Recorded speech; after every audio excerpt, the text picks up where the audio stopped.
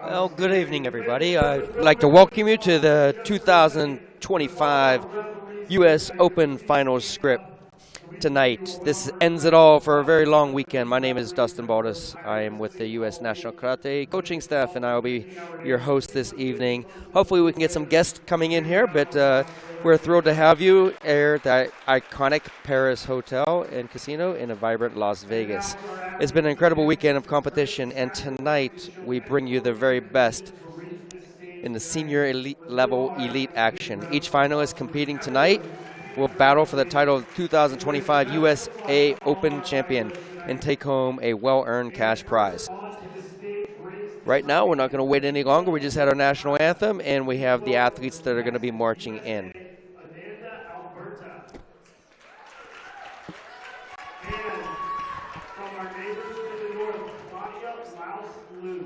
So we got a lot of athletes that are competing tonight. We got the female elite kata, the male elite kata. I'll give you the names of the finalists, and we'll talk about them each time they come in. We have our elite female kata going. Aka will be Ananda Alberta Malatesta from Texas, and then we got Claudia Laoslu from Canada.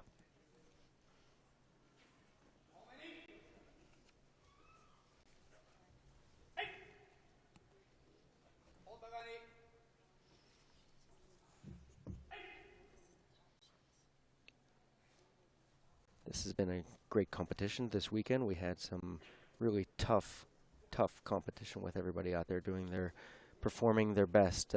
Even though we had a K1 event going on in Cairo, Egypt, we still had a lot of great athletes here competing. Up first is Ananda from Texas.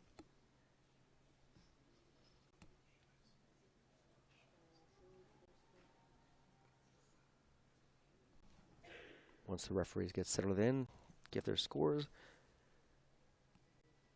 And if you see the scoreboard, the clock comes up and they have to perform the bow, announce the kata, and perform a first move prior to the end of the 35-second countdown. She's going to be performing Superdempe, Shitaru kata.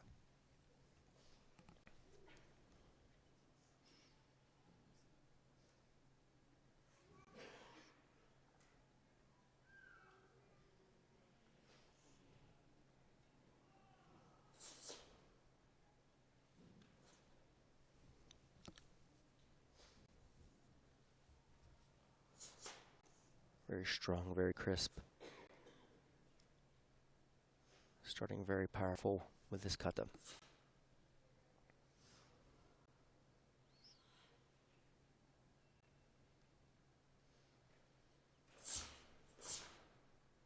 Very sharp.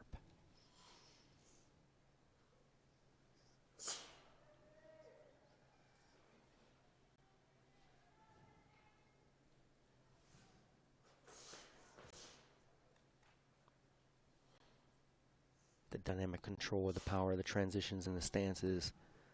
It's a big difference between WKF style karate and what you might see in an open circuit.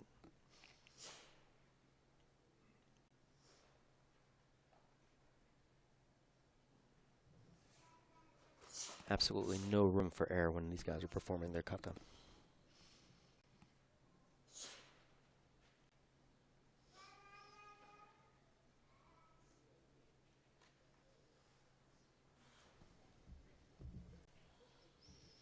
Very nice stances. Very well balanced, controlled.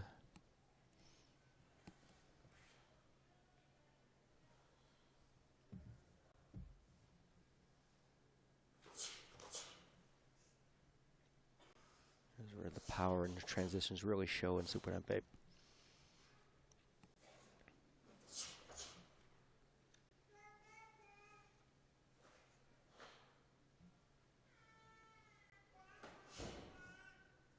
Nice transition to Shikadachi. Good body control.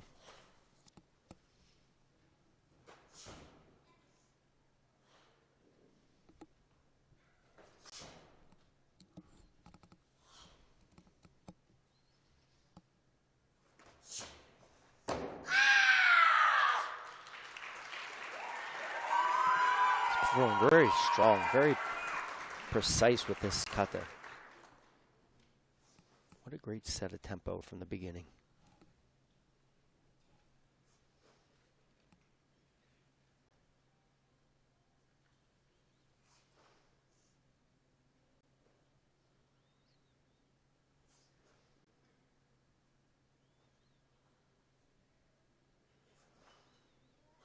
These guys went through their eliminations on Saturday morning.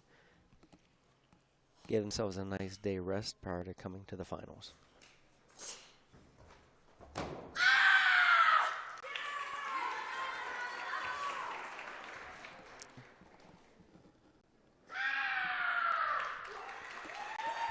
Looks like Ananda got a nice little fan group going on for herself.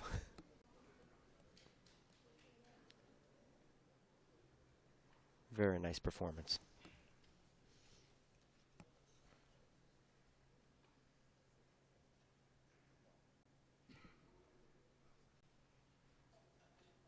Great job, Ananda.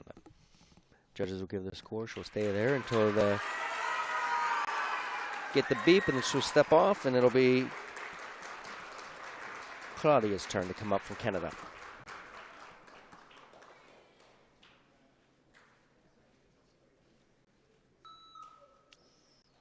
They don't post the scores whenever you're doing medal matches until the final, when they both finish. And then they come up and they'll make the announcement who the winner is.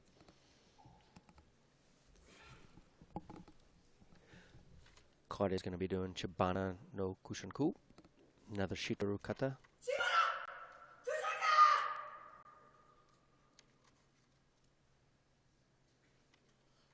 And again, the clock runs down. Stops when she makes her first move into the kata.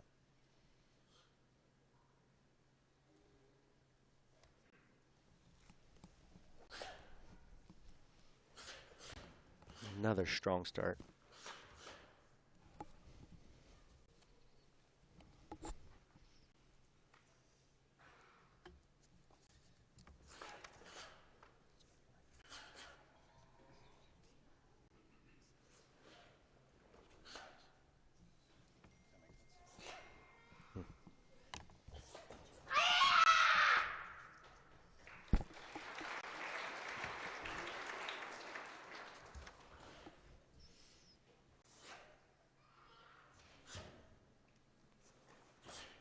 These athletes are constantly traveling the world and competing, and it's great to have them here at the U.S. Open.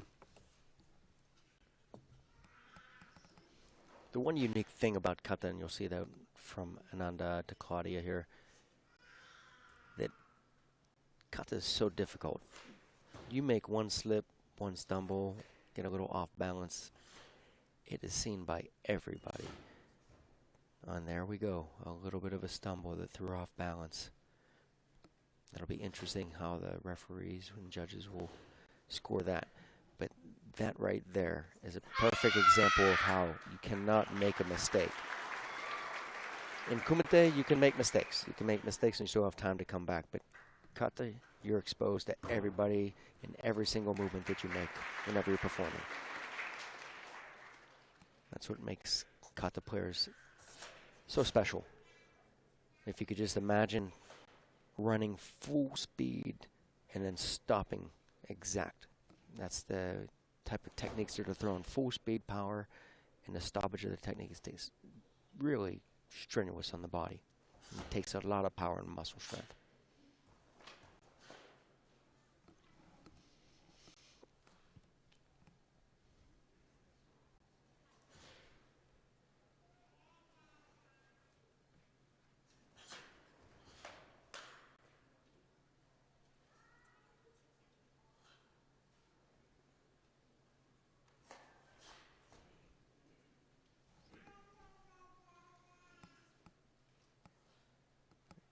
For the kick, and that's it. Final move.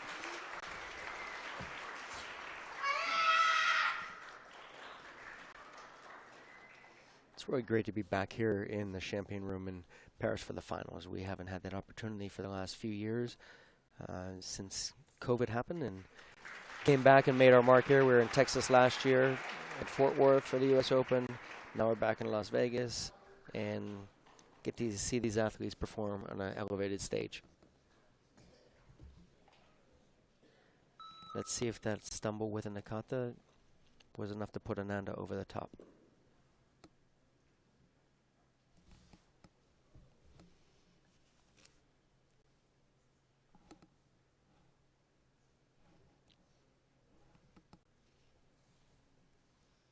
And now the referee is going to go up there and signal the winner.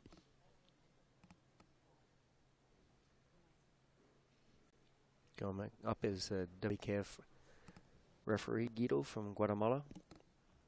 Will make the call.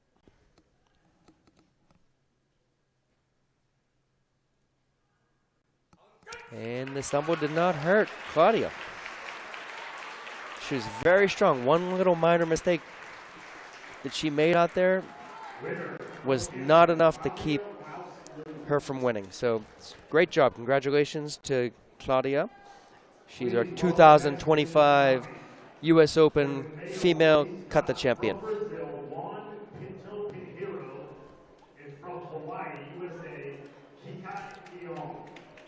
Now we have the male elite kata coming out. We have in red, we have Juan Pinto Pinero. And then when he got from Hawaii, Ao, the blue player, is Kika Leon.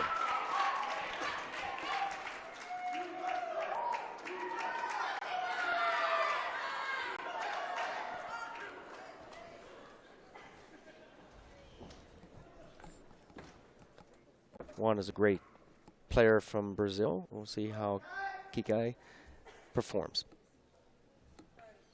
against this seasoned athlete. And although Juan is from Brazil, his brother is a U.S. citizen. He made the U21 for the Pan American Championships this upcoming May. He took first place in our U.S. team trials. And he's able to do that because he's a U.S. citizen. His brother performs for Brazil, and now we got other sibling performing for the United States.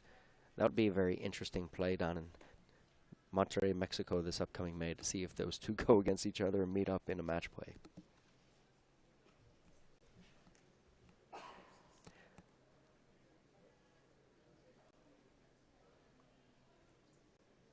Juan is coming up and doing Tamar Basai.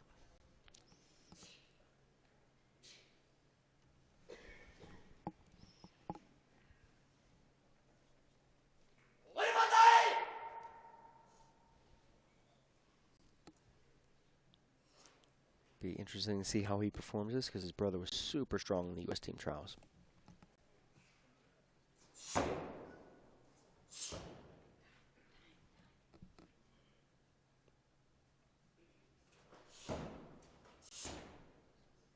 sharp, crisp movement.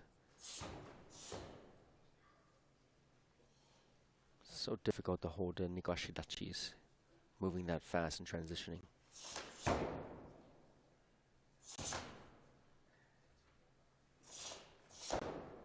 That's a specific stance. It's very hard to show power, and he is demonstrating tremendously.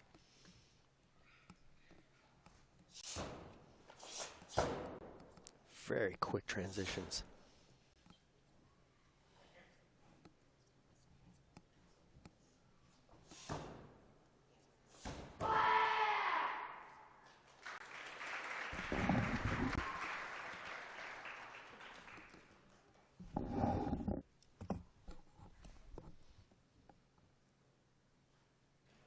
Super powerful, great stances. This is not a cut that you see too much performed internationally.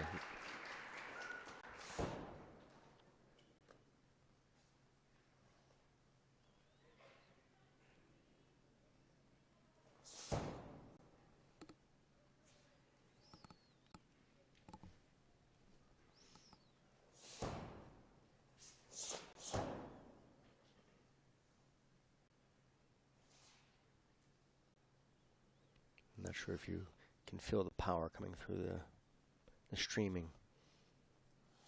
Little stumble. He's making up with power and technique. finishes. That was a little tough stumble at the end of it, unfortunately. We'll see what Kika can do and if he can outperform Juan.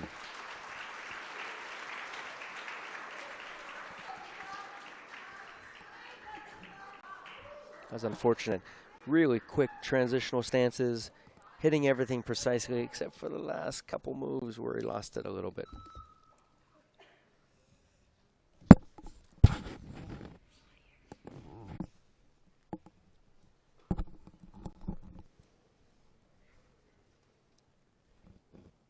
Comes Mr. Leon. He trains with Sensei Miley Chinen out of Hawaii, one of our national coaches. And her brother just went for the bronze medal in Cairo, Egypt at the K1. Ended up taking 5th place, but long, strong line of great kata players.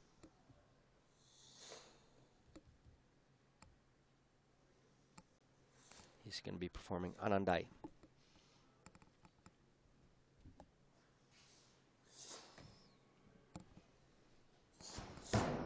Oh, another little stumble. Sometimes the nerves get the best of you when you're up on the stage and there's nothing else going on except all eyes are on you. So that's one of the things that players got to overcome. The stress, the anxiety, the pressure that's being put on them to perform in front of this group.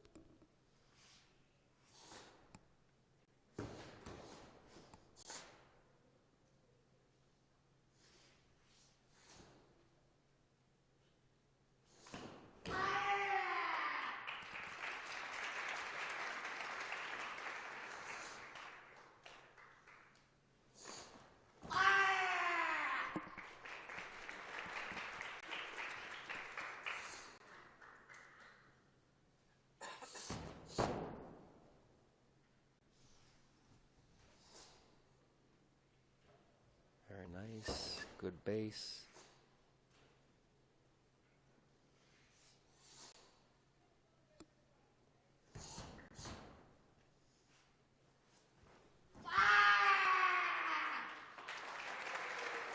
Quick transition to the other side.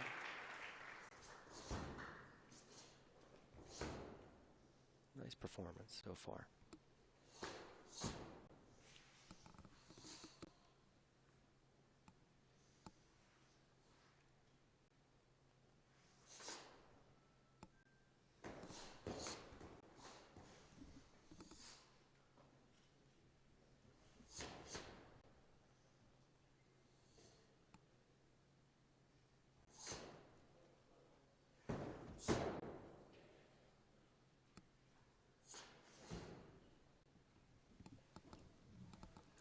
While these guys are performing, we'll give a little bit of a shout out to Ariel Torres from the United States, our #1 seed U.S. team member and #1 ranked kata player in the world. He was in Egypt. He ended up taking a silver medal over there, so congratulations to Ariel. He's been doing a great job performing all over the world.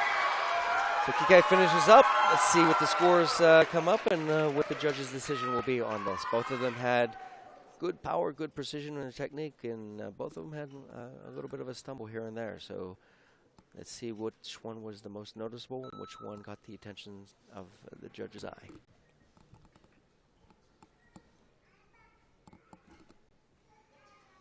They switch places. It always can be a heart-pounding moment. You just don't know which side it's going to go. And the only one got the answer is the man walking on the stage. Let's hope he doesn't make this mistake. Here he goes. And Kike wins.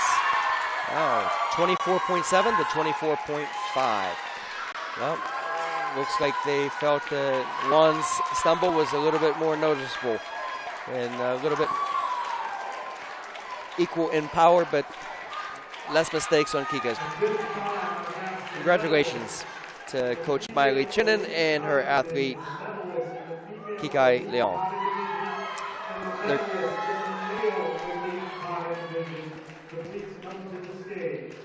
So they're going to give out the awards for all the kata players.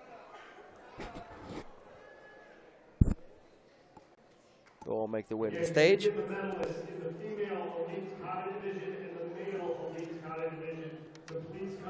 It's really important to note that these athletes have trained, sacrificed, and shown extraordinary commitment to reach this stage. Let's give a heartfelt, recognition to all of that for everybody that's competed throughout this whole week.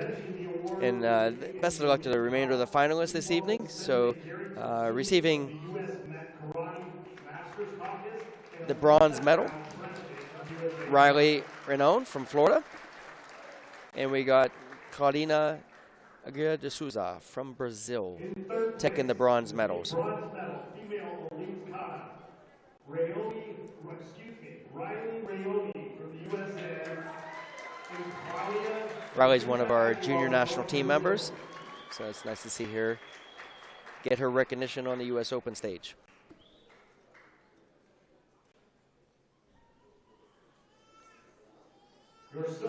And Claudina picked up her medal earlier because it looks like she had to catch a flight to get back home. So receiving the silver medal is Ananda Alberta Malatesta. And the 2025 gold medal champion in the U.S. Open female elite Kata. Please give a big round of applause for Claudia. And receiving the gold medal is Claudia Els Loon. Congratulations.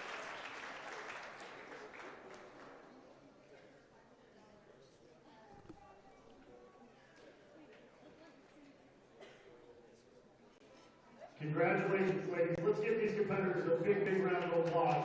It's late at night. Let's think of the energy in here a little bit. Wow, congratulations to the girls. Hard work, hard effort pays off. And now we got the guys, the male elite kata, coming up to get their awards. We got the bronze medalist. We got Pedro Pinto Pinheiro. He's from Florida. And then we got Thiago Dion Kimura from Brazil getting to the third place.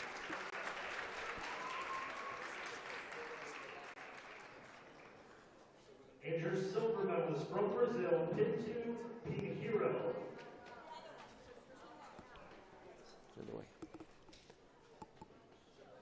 Was that point? No, silver.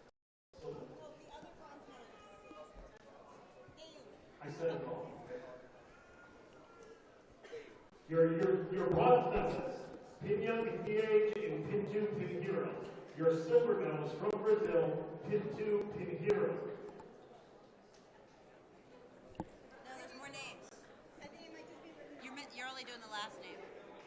A little bit of confusion on the names from our announcer here. You need to name the bronze, and his name is Kimura.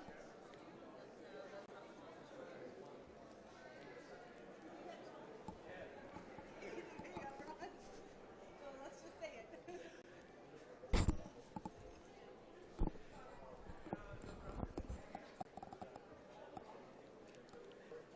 After we finish these guys up and getting their awards, we got the exciting Kumite that's going to be starting. Kimura is bronze. My apologies. I was looking at the wrong line. My apologies. Kimura Pinhão DH, our bronze medal. My apologies, sir.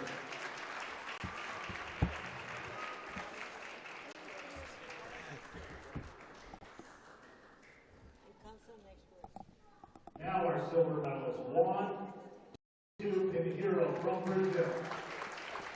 So now we got our silver medalists. We got the names all correct now.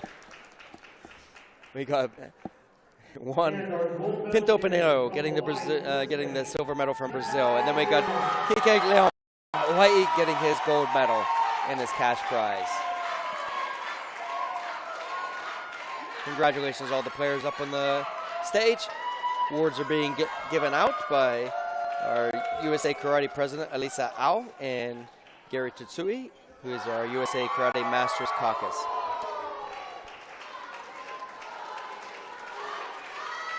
So on behalf of USA Karate's Master Caucus and USA Karate Technical Committee, we're honored to present the awards if we're giving these ranks out. I would like to ask Cleve Baxter, Chairman, USA Karate Technical Committee. So we have a nice recognition rank that we're giving out from our USA Karate Technical Committee.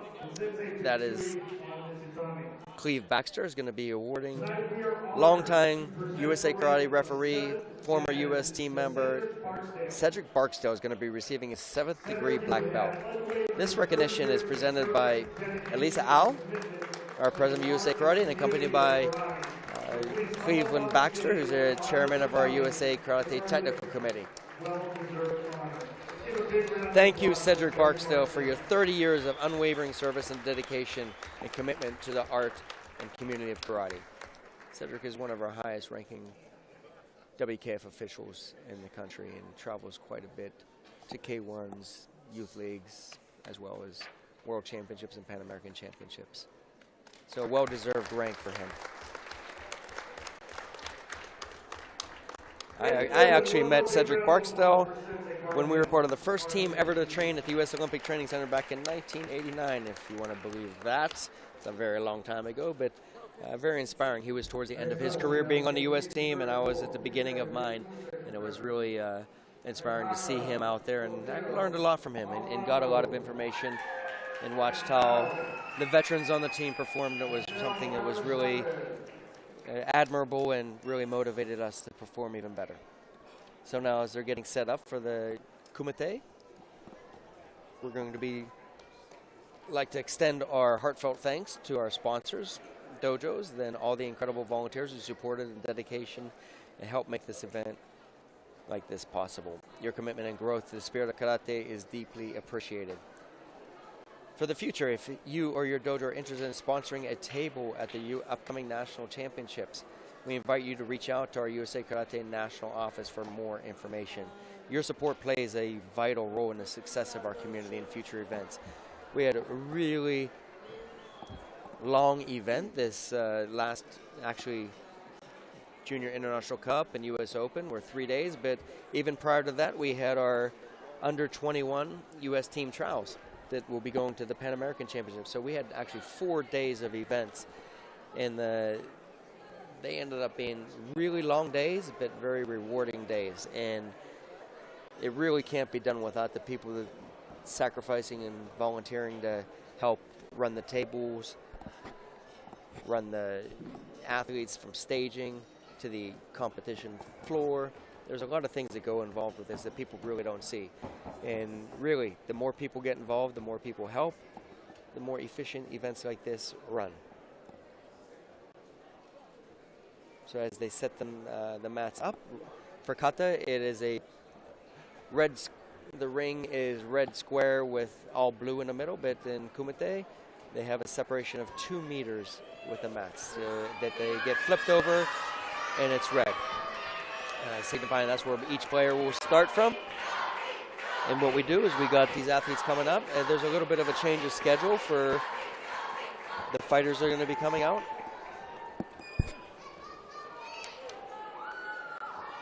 It looks like we're going to be starting with the minus 50 kilos. The minus 50 kilo players in the finals this evening will be Sofia Maldonado out of Florida, USA. And then we got Michelle Barbara Morales Chavez from Guatemala. They are competing in the minus 50 kilo division. Sofia Maldonado is trained by Luis Sanchez, who's one of our national coaches. So Sofia has been really coming up and elevating herself. She's done a great job. She takes a lot of participation in our region trainings whenever we have them in Florida, as well as our quarter national trainings. So hopefully that, along the side of training with her sensei and national coach Lewis, gets her to this final stage.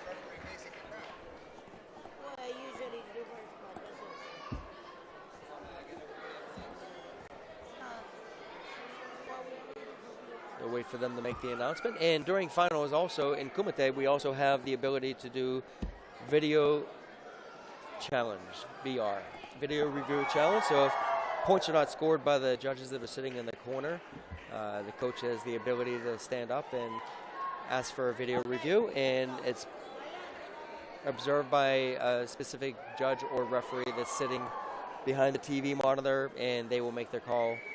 And sometimes it comes up slow motion. They can either look at it that way, get a little bit more of a zoom in, and action happens so fast that typically it can be missed, and not human error does play a part in this. So with the VR challenge that we get, and you're going to see, I'm sure, quite a few of those. If they get the rewarded point, then they get to keep the VR card.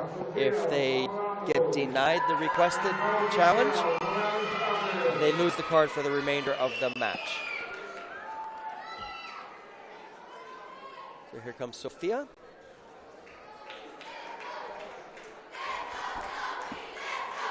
And it's Michelle Barbara coming up.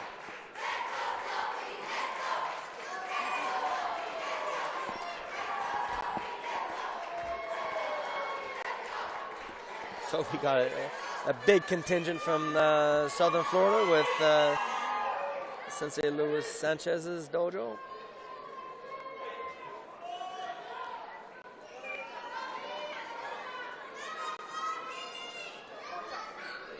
And this year at our U.S. Senior Team Trials was the first time that USA Karate used the clickers that are used at all the K1 events, Series A events, as well as World Championships and Pan American Championships.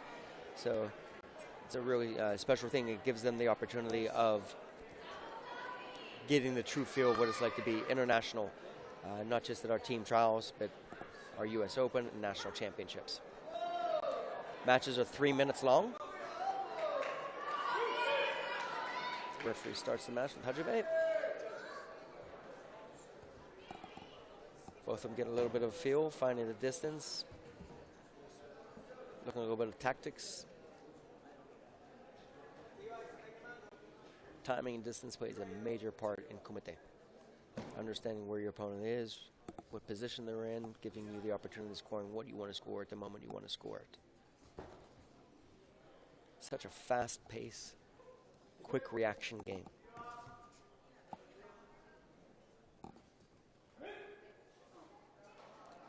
Athletes not really doing too much activity, so this is where they get a passivity call. They have 4 warnings before they would be disqualified. That could be contact, it could be non-contact. And if they're not active, they're not doing anything, referee will signal sukete, which means engage, continue, and if nothing happens, that's where they get the passivity. Nice Jodan punch from Miss Chavez. Good point. When you score the first point, you get what's called senchu, you get first advantage. So if the match ends up being a tie in points, the person who has senchu will be declared the winner.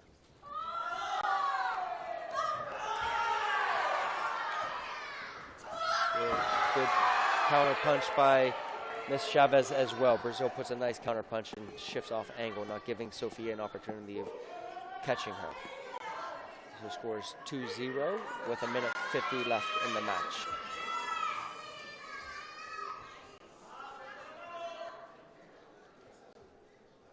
Sophia needs to make a little bit more of adjustments because Brazil's getting off first on her and not giving Sophia much of a chance for reaction.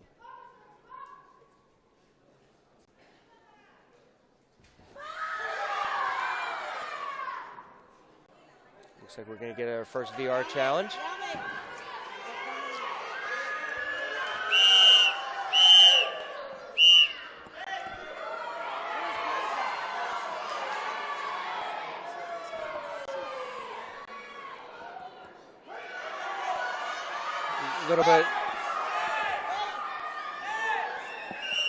Little bit of a delay on when the coach stood up the VR challenge. They didn't stop the match and gave Brazil an opportunity of scoring a body kick. This is where Kata comes into play, where the person watching the match, when they see a coach stand up to give a VR challenge, they need to whistle to the senior center referee to stop the match.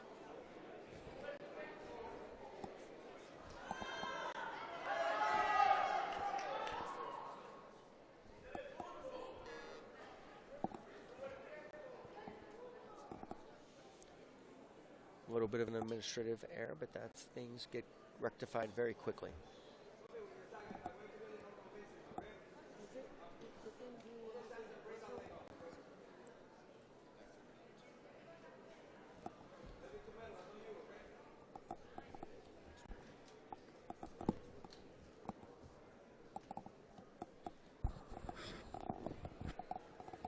So they have a few minutes there to hopefully sooner. They get to look at the video and see where the score was and determine if it was proper technical skill.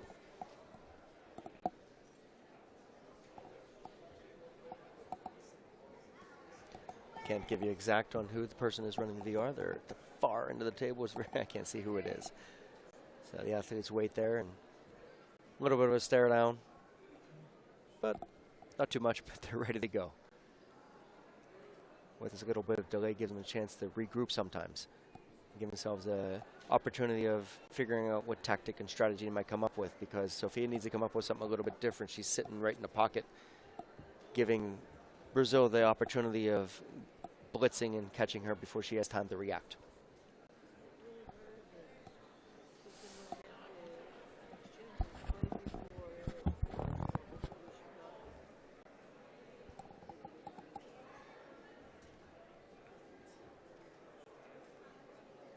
They are taking a little bit longer. We've got 4 cameras up on each corner, so we should have a great view from any of these cameras to determine whether it was a score or not.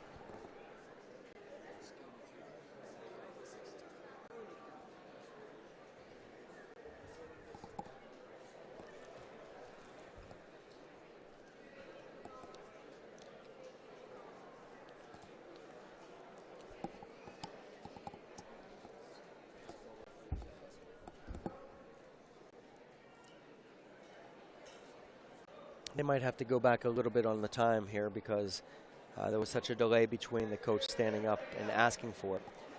The VR is rejected, so there will be no point awarded to Sofia. So the coach loses their VR card for the remainder of the match. And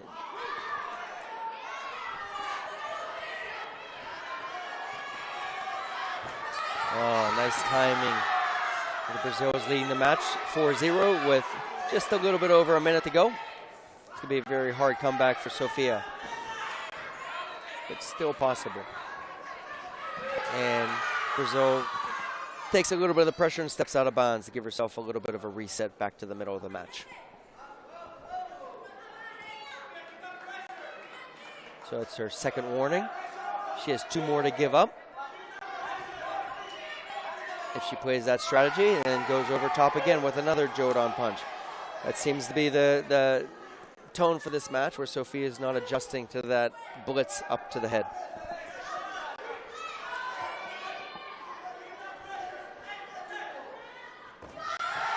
Oh, another interception.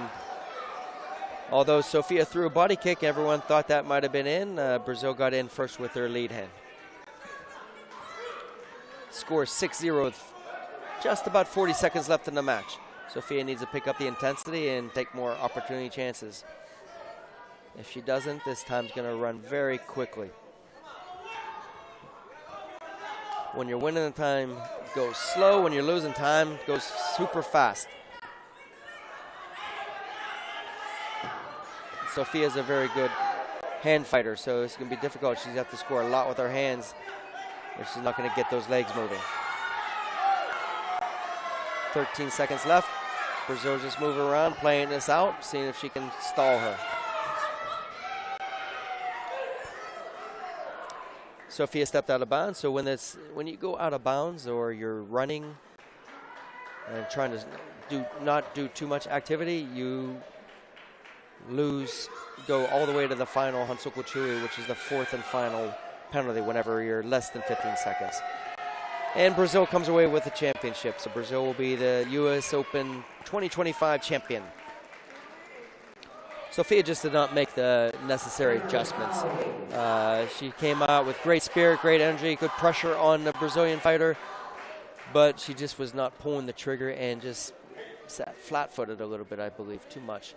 If she was a little bit more active, if she wasn't ready, she should have just backed herself off from the opportunity of getting scored on. But Brazil took advantage of her sitting right in her strike zone. Coming to the stage, we have 18 to 34-year-old female Kumite, class 68 kilogram.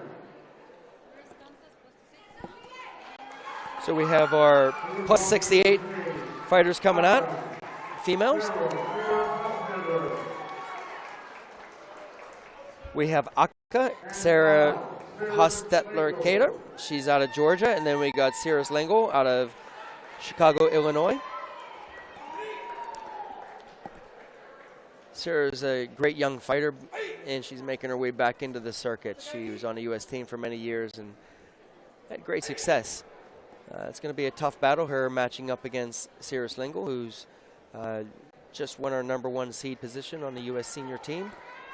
And she was one of the main key players at the 2024 World Cup Team Championships, where she was part of the silver medal team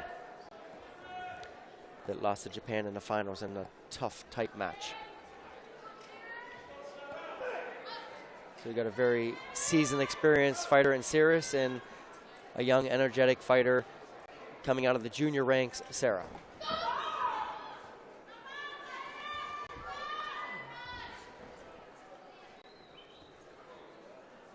Sarah's a very composed fighter, likes to put pressure on her opponent. Does nice shifting angles on her attacks as well. Looks like she's just pressuring Sarah right out to take that first warning out of bounds.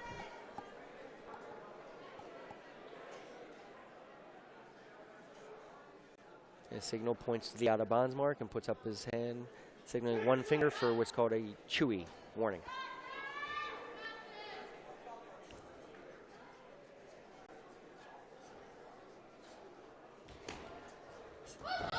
Sarah has a great underneath reverse punch, but she's also very sneaky with her legs as well.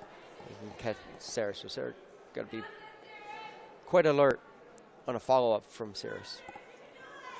That's the second time for Sarah going out of bounds. She lost her balance, stumbled a little bit. A little bit of a height difference, but doesn't always play in favor of the taller person.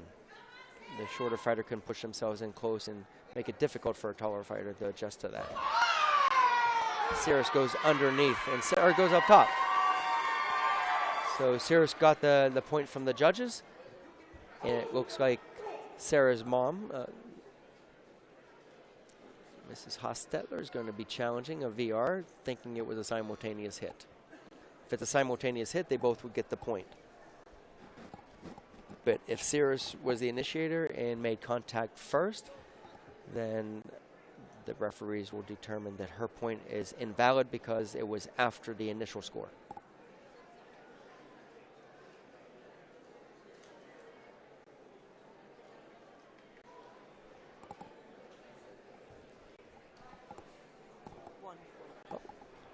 And looks like there was a simultaneous attack, so Sarah will get the point. So no censure will be awarded. They both get 1 point. It's 1-1 with a little bit over 2 minutes. Nice little jump in there with Cirrus.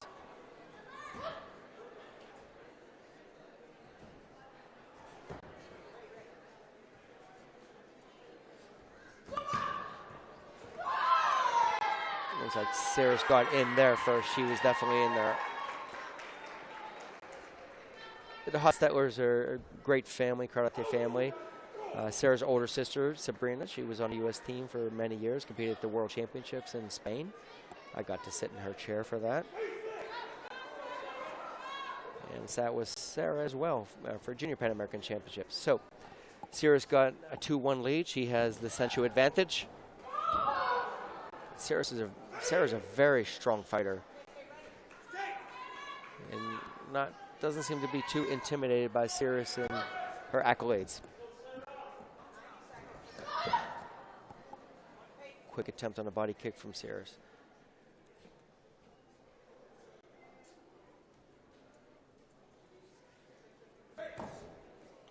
Seems to be a little bit of malfunction with the equipment. Make the adjustment, put the glove back on.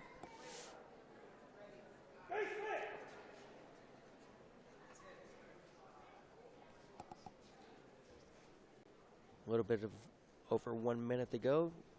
Sierra still holds on to the 2-1 lead with Senshu. They both got their VR cards available if something comes close.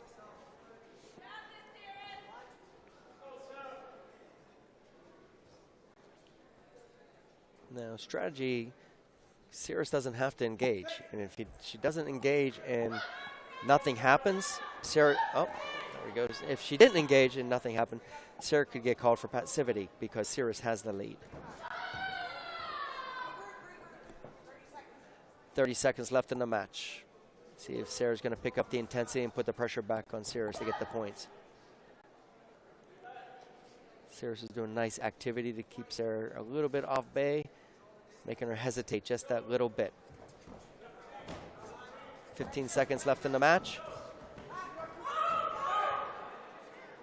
Very aggressive strike to the head of Sirius, holding on for a very long time. Let's see if this gets a warning. Yes, it does. No, it's okay. So you're allowed to grab and make immediate strike attempt? James, give it back. Give it back.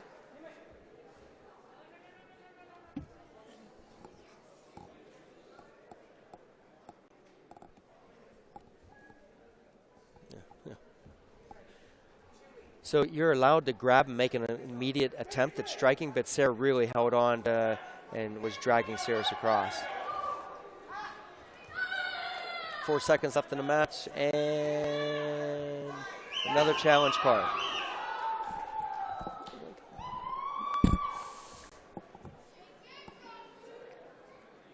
Time runs out. Sirius is the 2025 U.S. Open champion for the plus 68 heavyweight female division. So very impressive how Sarah was still able to keep this. Didn't give Sirius too many great scoring opportunities and kept the fight forward. So I look forward to seeing Sarah continue to move forward, and hopefully she keeps her path back to trying to make the U.S. team. Oh, now we're going right to our heavyweight men.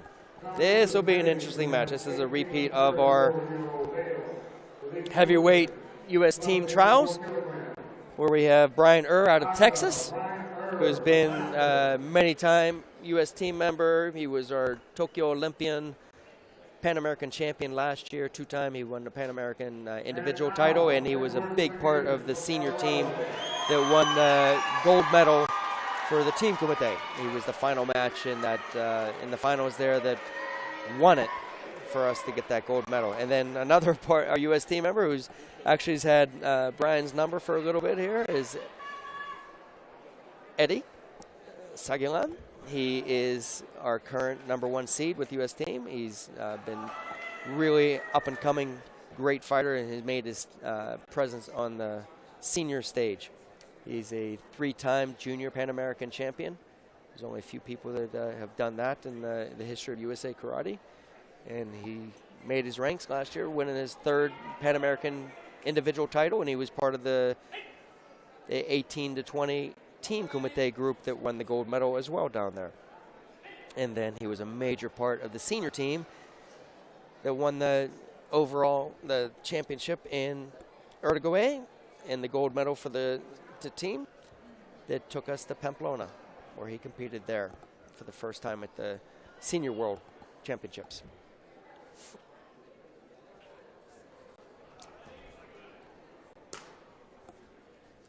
Very cordial. Matches start with a bow, showing respect to one another. Oh, people are a little bit upset that they're not shaking hands, but they already shook hands. Don't need to shake hands again. I think Brian's out to try to make a point because he lost the trials this past February, but I think Eddie begs to differ. We'll see how this plays. This is going to be a great match.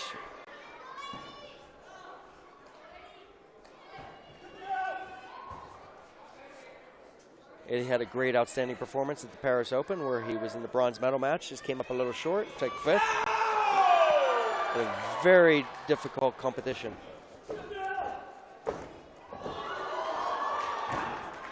A lot of grabbing going on there.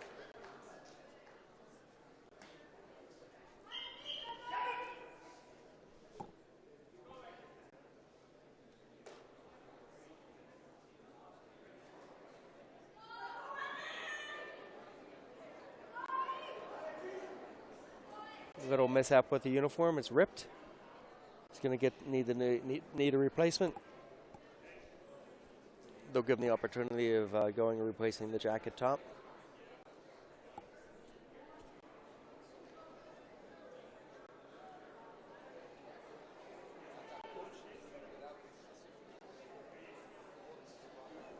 So, match is starting out really aggressive. I'm loving it.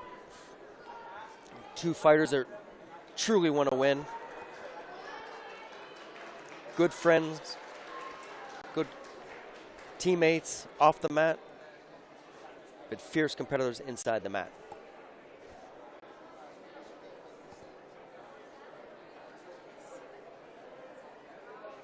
Brian has an opportunity, a little bit of delay here to change his top and come back out to the tatami.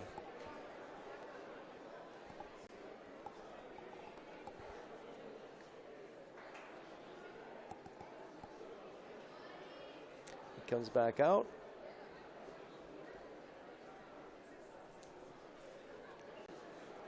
Gives Eddie an opportunity to rethink his strategy and tactics while Brian was going to change, as well as Brian has an opportunity to think about what he would come out and change what he's doing. Well, Brian's putting on that Adidas gear, even though he's sponsored by Arawaza.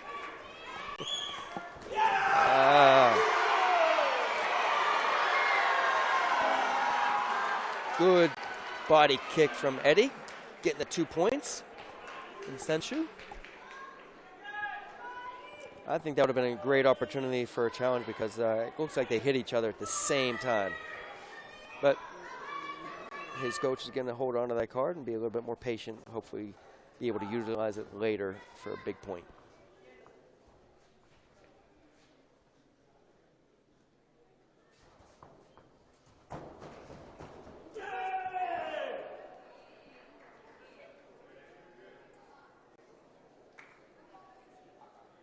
A little bit of a push from Brian. Gets the first warning. Nice intense match going on.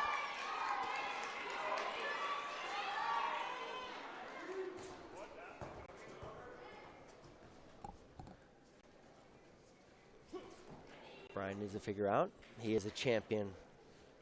Both are champions, but Brian is not going to go down easy. He is going to fight hard for this. And blue gets another point for Eddie. Out of the clinch punch, they both cleared. Eddie's was a little bit more clear than what Brian's was. So he takes a 3-0 lead with 1:19 left. Brian's really going to have to change some stuff up if he wants to catch up the point system here.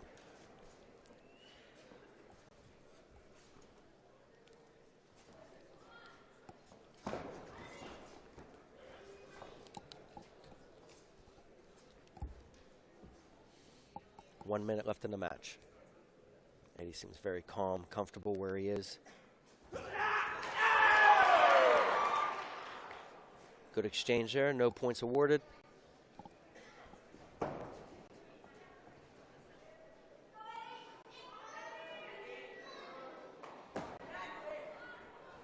These two will be representing us at the Pan American Championships upcoming May in Monterrey, Mexico. Brian really got to push it up now. He got 30 seconds left in the match to play a little bit of games here.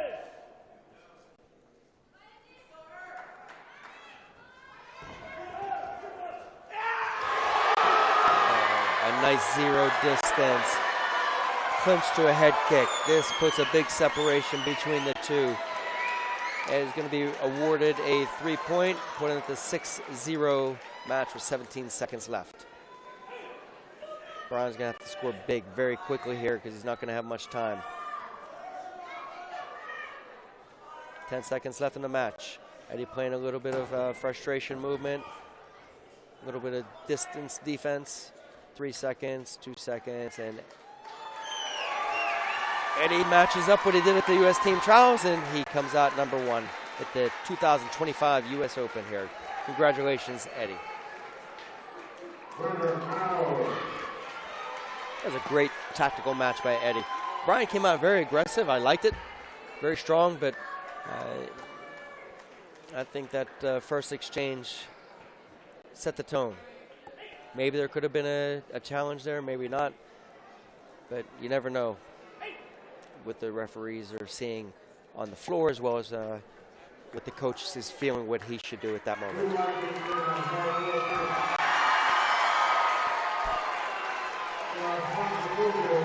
Eddie does a backflip, entertain the crowd. Pretty nice. It's always nice to see a big man do a flip.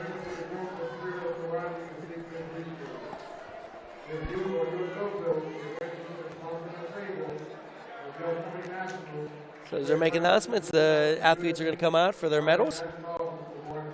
So the first medals we're going to be giving out for the Kumite will be the minus 50 players. So giving out these medals will be for the elite Kumite minus 50, as well as the plus 84. Looks like we have our director of sport, Brody Burns, and our technical committee chair, Cleve Baxter, will be giving these awards out. Presenting the award tonight for the elite Kumite female and male competitors, Cleve Baxter and Brody Burns, director of sport for USA Karate.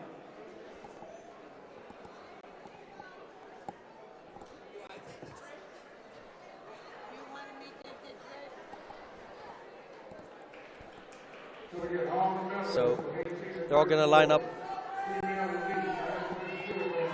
Here they come out. Sarah, and Sophia, and we got the other fighters coming out to get their medals. The bronze medal matches were run the other day. They were run straight through, and we only tonight have the finalists for each division.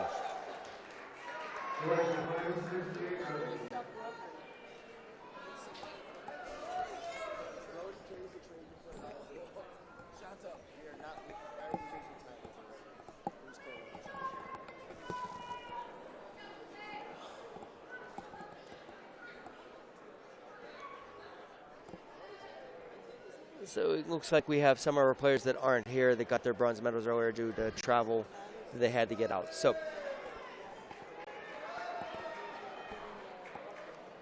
here come our director of sport, Brody Burns, and Steve Baxter.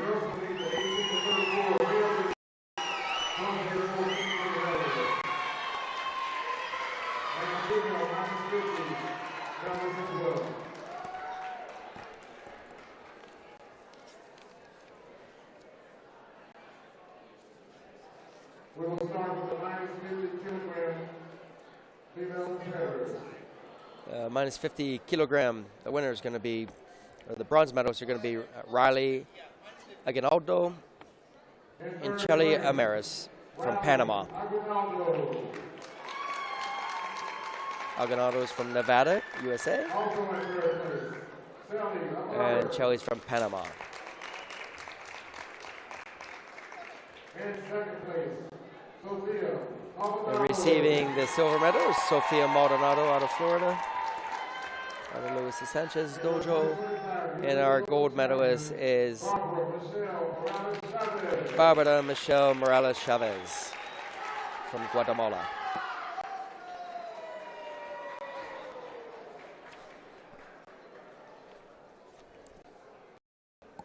And now we'll give out our heavyweight females, plus 68 kilograms. Receiving the bronze medal. For plus 68 female, reaching the 34. In third place, Ayana Pretorius. We have Gedalia Pretorius from Nevada, USA, getting the bronze medal. And Racio Garcia Perez from Illinois, receiving the bronze medal. Our silver medalist is going to be Sarah Kata Hustetler out of Georgia. Congratulations, Sarah. And our gold medalist again is Sirius Lingo out of Chicago, Illinois.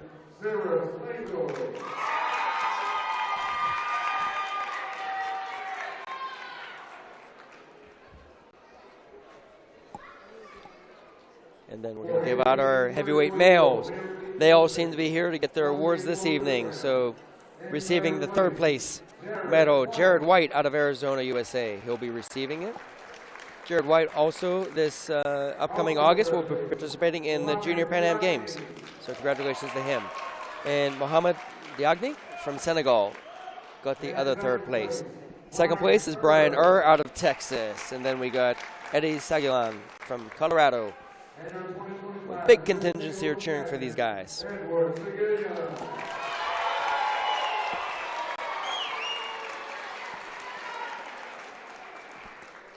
So it looks like we got our minus 68 players coming out. Do a quick photo pic. Walking off the stage. Congratulations, all the medalists.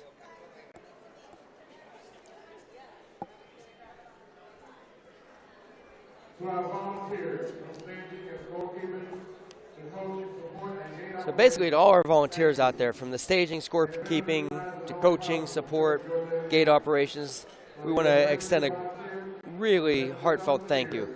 An event this size is only possible because of the dedication of the volunteers and the support groups, that administration that run this event. Whether you're a first-year volunteer or have been with us for years, your contributions are felt at a very high level. So we really appreciate it. Every hour you give up to help bring this tournament to life. I mean, we're talking lots of hours. From Friday through Sunday here, these volunteers are here at 7 a.m., 7:30 a.m., and they're here all the way to the end where, you know, a few of the nights we ended at 10, another night we ended at 11. This evening we're ending, they're hitting at 10 o'clock time, and we're still going. And these volunteers are still here, bright-eyed and bushy-tailed, ready to help and do what they can to make this event run smoothly. So, coming up for the minus 68 kilogram, we got Skylar Lingo, Cirrus' sister, out of Illinois. And we got Chico Ramos Akira out of Mexico. So, again, Skylar's our couple-time Pan American champion. Let's go. Very integral part of the team that won the Pan American gold medal in Uruguay last year, qualifying them for Pamplona, and became part of history in Spain whenever they took the silver medal at the first World Cup. You know, that's the first time any U.S. team has been in a finals match, and those guys performed great, performed outstanding, and walked away with the silver medal, making history for USA Karate. So let's see how Cirrus starts this match out against Mexico, because these two are going to be matched up against each other, I'm quite sure, when we go to Monterrey, Mexico for the Pan Am Championships. Skyra putting good pressure on her right from the beginning.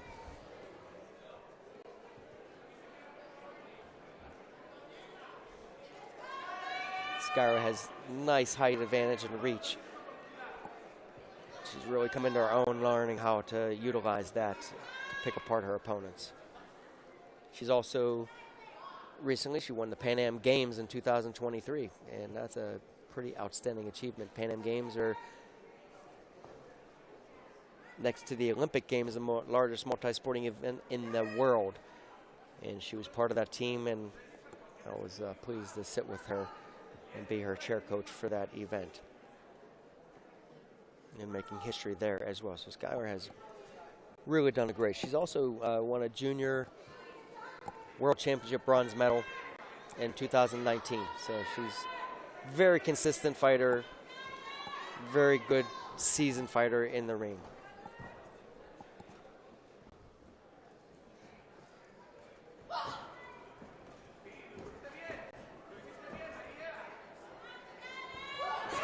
Nice blitz over top by Skylar, getting a Jodan punch. No challenge by Mexico. Skylar's going to receive Senchu, so she'll have the first advantage. Just under 2 minutes of match play to go. Skylar's going to keep the pressure forward on her.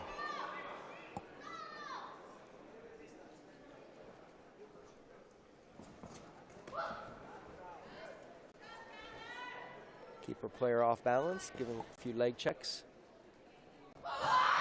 Nice reverse punch from Skylar again. Lingo sisters have a great ability, not only just to be great kickers, but hands as well. Excellent counter fighters. very quick legs as well. Mexico is going to challenge that. We'll see what the VR referee's decision. Not quite sure I think that was a point, but we'll see what they say.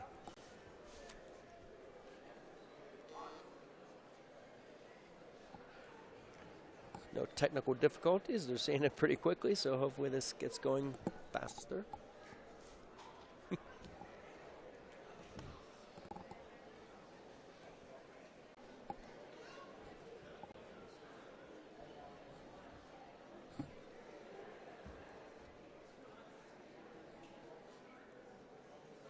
So I like the way that Skylar has her presence, always ready to throw it on, ready to throw the matches. Hands, feet, make it very confusing for a competitor, especially with her height and speed. The VR is denied, so Mexico does not have an opportunity to challenge again, while Skylar still does.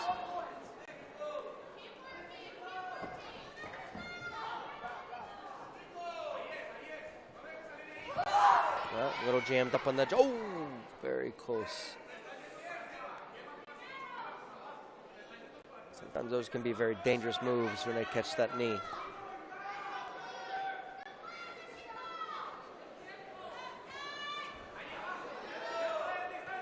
Coming up on 1 minute left in the match. Skylar's using her distance quite well, stretching the fighter from Mexico, making it very difficult for her to cover the range to get the points needed.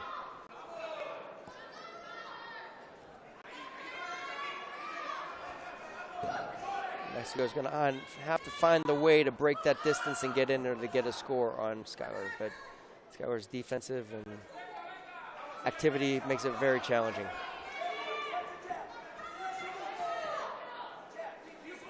In the corner, a little bit of 30 seconds left, and launches forward with a good Jodan punch. Extend her lead.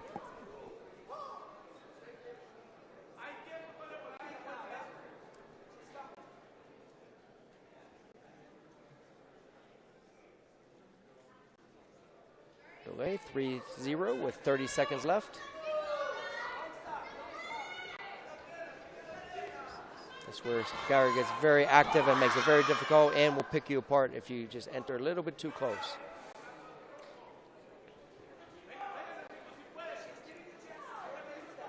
Holding penalty on Mexico.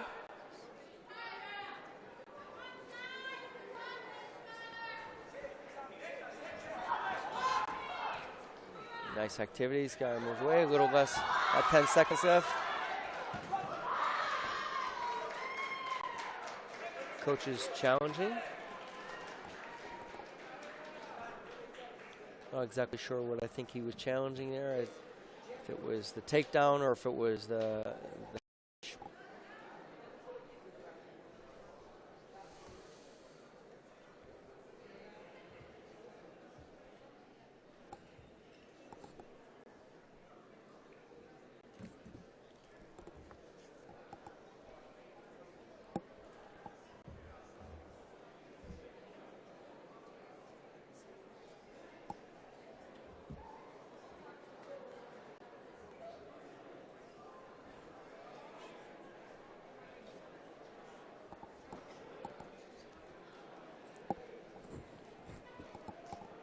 seeing what the judge is looking for. I'm curious if they're going to, because the challenge came up and Yame was not called yet, if they're going to look at the takedown point or if they're going to look at the attempted score prior to that.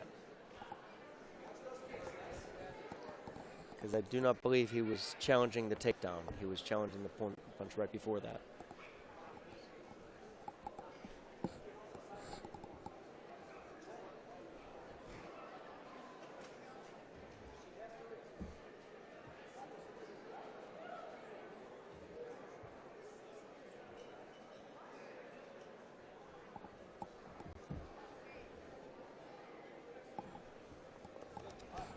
And it's a no for the challenge, which sometimes that could be used as a stall tactic as well, just to take the pressure off. So 8 seconds left in this match. Skylar's being active, keeping her off, peppering with her legs, keeping her off balance. And time runs out, and Skylar becomes our champion.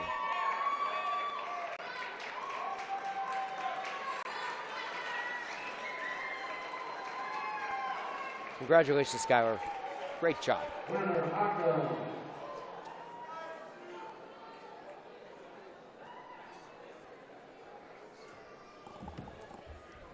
So good fight put up by the Mexican fighter, but very difficult to break the range and the reach that Skylar has on her, as well as, Skylar's fast. A very athletic young lady. So now we got our next match coming up. Minus 84 kilogram division. Exciting fighter. Forgive me if I pronounce it wrong, but it's Mobak Serene Sek from Senegal. Matching up against Emery Kavanek out of Colorado.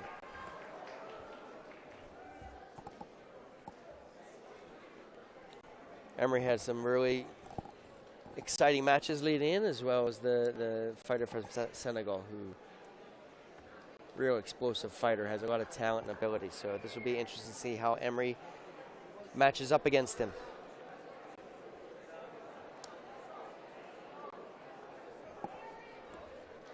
Referees are heading up the stage. Get this match started.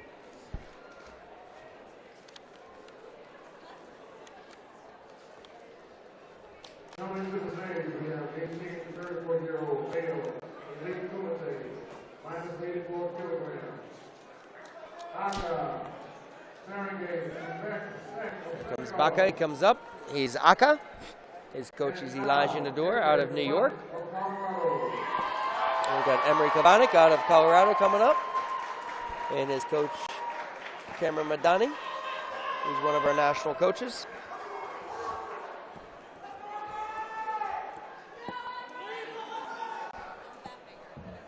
Emery has a great kizami and hook kick, lead punch, jab, and a hook kick. And the Senegal fighter is pretty well-rounded and balanced, so it's very explosive.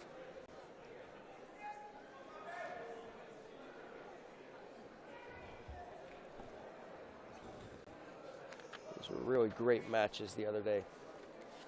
Give these guys a chance to rest, regroup, come back out, and go at it on a big stage.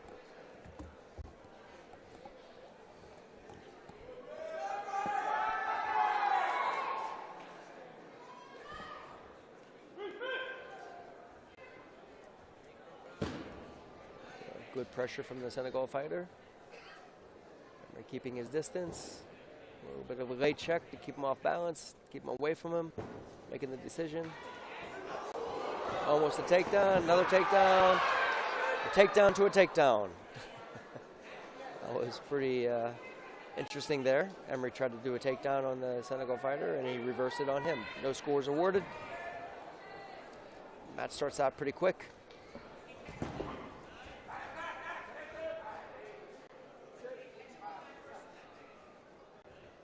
Very active fights with the heavyweights. Heavyweight fighters.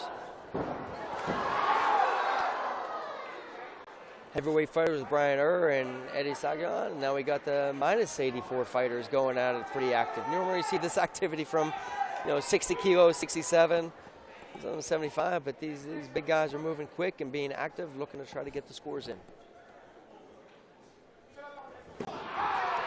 Good jab point.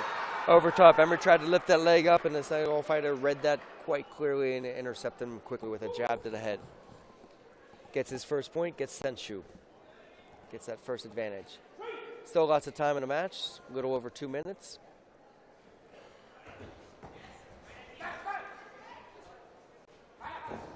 No grabbing going on. Referee stops the match.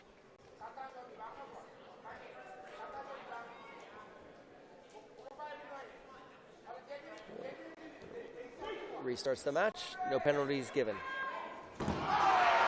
Another great catching Emery right at the initial start of his movement. So the Senegal fighter is very zoned in right now. Any slight movement Emery's making, he's attacking it. He takes the lead 2-0 with just under 2 minutes to go. Off target there. There's a long, strong lead punch entrance. Misses off target. Now the Senegal fighter brings a nice punch underneath to the body. Chudan receive another Yuko point, going up 3-0. Emery's going to have to do a little bit more to set his attacks up, so Senegal fighter's a little bit more off balance and not expecting him.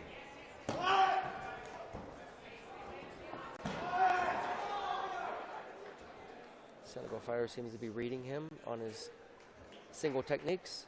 There you go, gets a little bit more active. That's a little bit better. Be a little bit more unpredictable.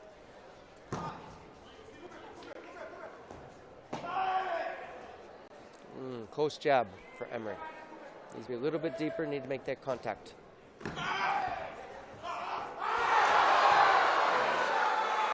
Senegal fighter does a clinch kick, brings a hook kick up to Emery's head. Gets 3-point award. It's an excellent zero distance score, bringing that leg up inside, putting it onto the head.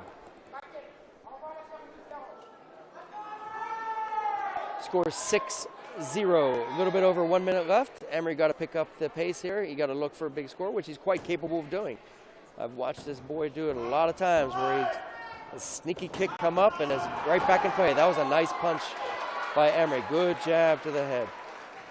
Very good. He'll get that point. And Elijah's going to do a VR challenge. Try to match that. Potentially an Ayuchi, which is simultaneous, which could give the Senegal fighter 1 point.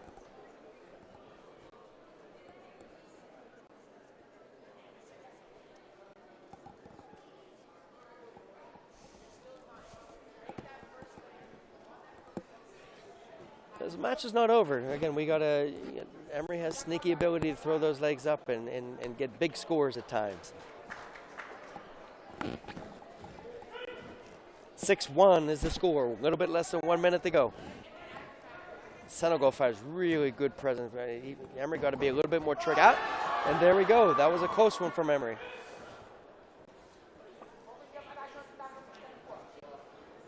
I think if Emery does a little bit more of a setup, he has a great opportunity of scoring that kick.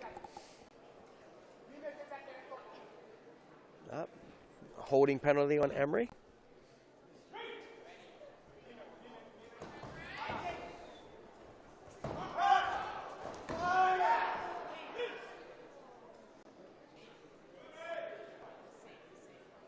A little bit excessive contact. I think that might get penalized.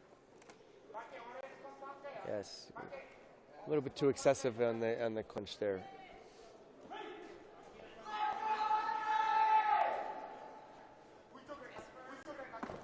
Senegal fighter won the open weight division as well. Really, there's some really great matches against some players from all over the world.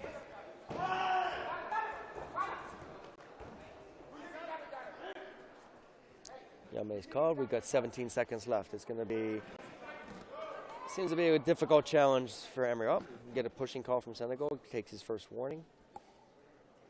Emery's going to have to score big very quickly here if he wants to keep this match going.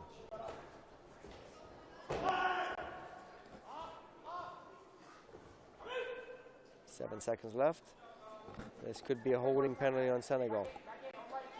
They're pushing call. He's going to lose the sensu. He can't do this again within the 7 seconds or he'll be disqualified from the match.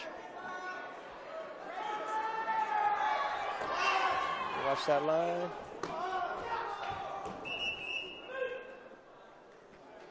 Challenge comes up from Cameron Madani. I think there's close to 2 seconds left on that clock whenever he put the challenge up, if they said you may.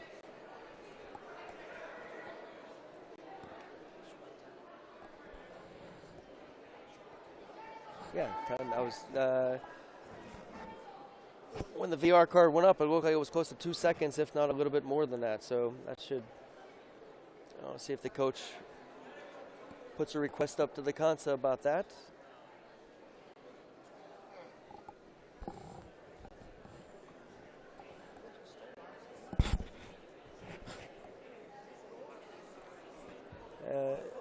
And they gave a no, it looks like.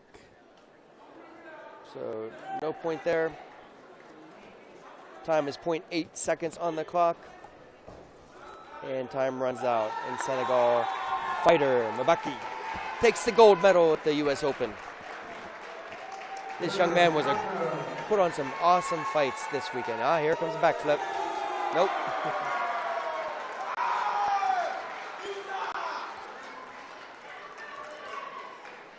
So he has 2 gold medals to his name for this weekend. I think it might have been part of the men's team that won the gold as well. So really strong performance. Congratulations. And congratulations to Emery for making it to the finals here on the big stage.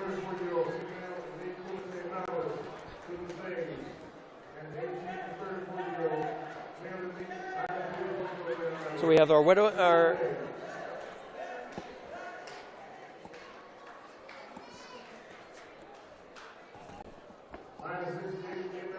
So we have our medalist coming up for the -68 division.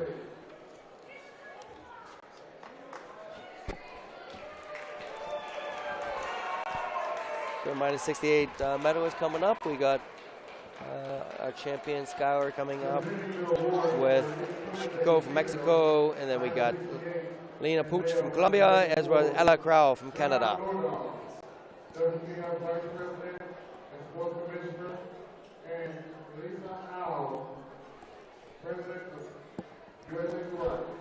So presenting these awards for the elite female -68 and male -84 is Gunnar Nordahl, WKF Vice President and Sports Commissioner, and Elise Au, USA Karate President.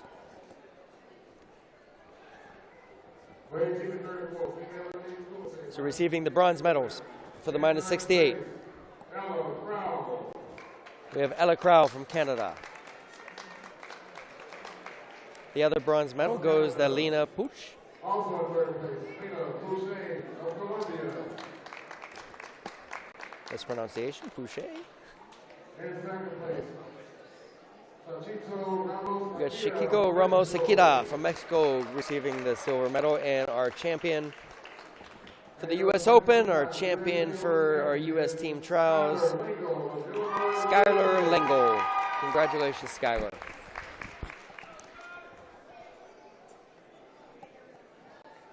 And our -84 medalist.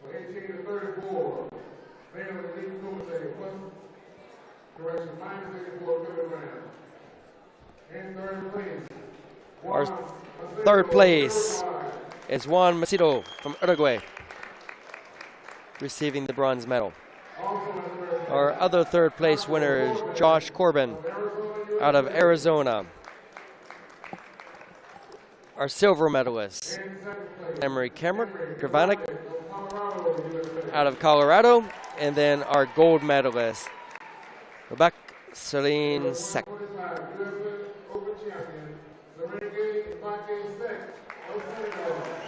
Congratulations to all the medalists up there in your performances this weekend.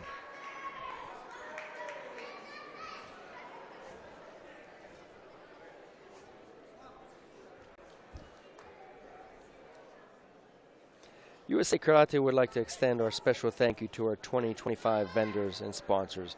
We hope you had a chance to visit and support our partners throughout the weekend.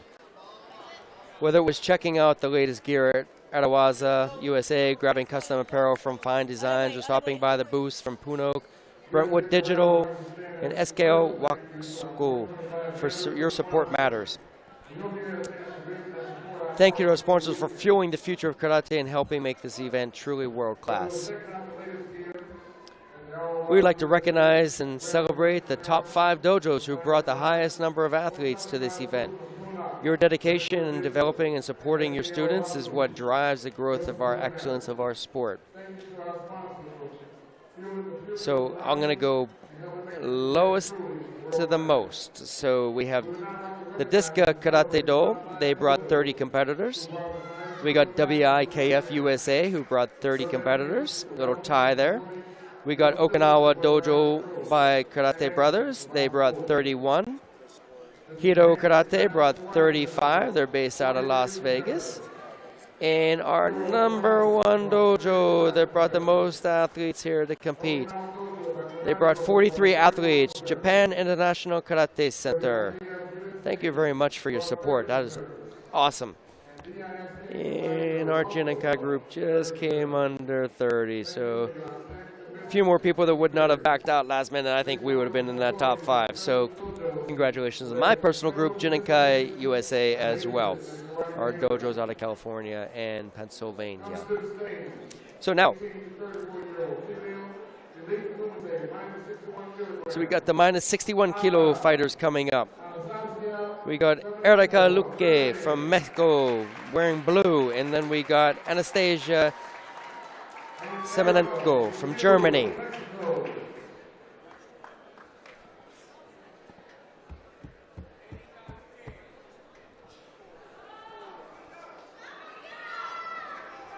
So 2 good fighters, great experience.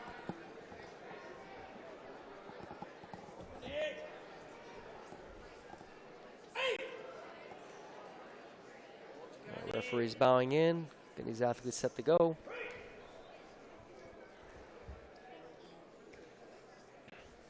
Really would like to thank those dojos for their support and their outstanding commitment and team spirit.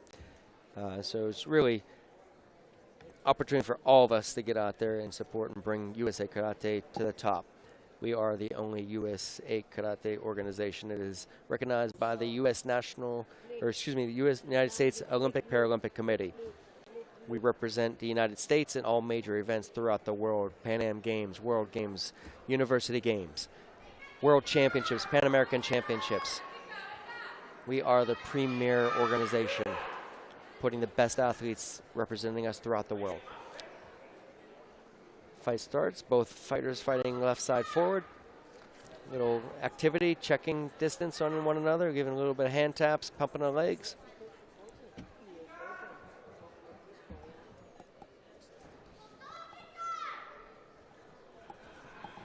German fighter's a very aggressive fighter for this past weekend. Really great aggression. Another double pump kick to the head, gets that 3-point call. Very quick with the legs, keeping the Mexican fighter off balance. So she'll get the 3-point score, ippon to the joran, and get senshu awarded. Happens in the first 30 seconds of the match. 2 minutes, 30 seconds left in this match to go. Mexico has plenty of time to catch up.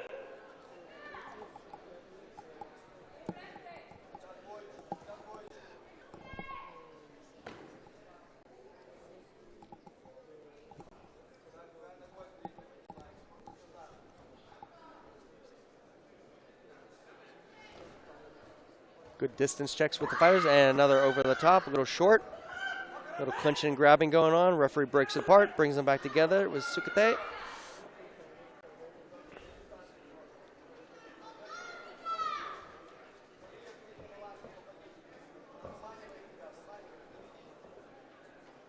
Good presence with the German fighter.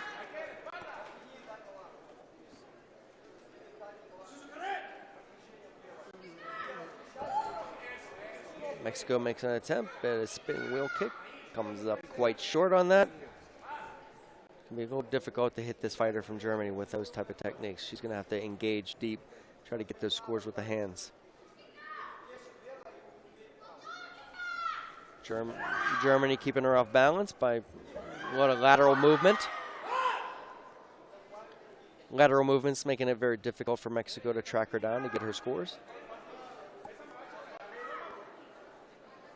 Minute 20 left in the match. Germany seems to be well in hand of this match and control the distance of the fighter, easily making her miss.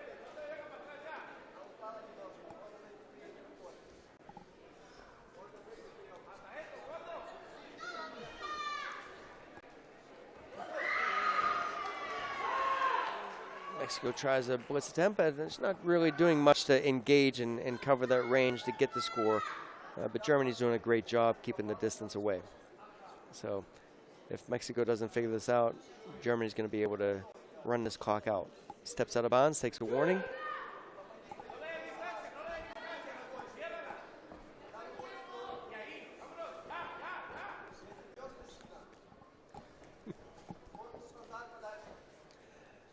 Those superficial kicks, pumps going on there. That's not going to get any points for Mexico. She needs to engage a little harder. And a Jodan kick comes right up from Germany. Really nice counter kick off of the techniques that were being thrown by the Mexico that weren't very close at all. So she left her guard down, and opportunity presented itself for Germany to get another 3-point kick. Score 6-0 with 40 seconds left in the clock.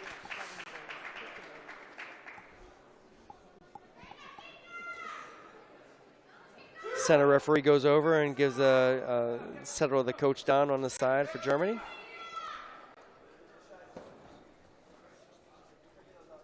.30 seconds left in the match.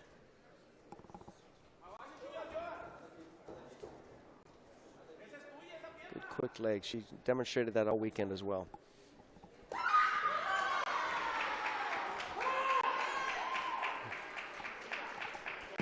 Gets a 1-point score. Take the score up to 7. She can end this very quickly if she gets a quick 1 point. 7-0, 17 seconds. Looks like it's out of hand for Mexico unless something drastically changes.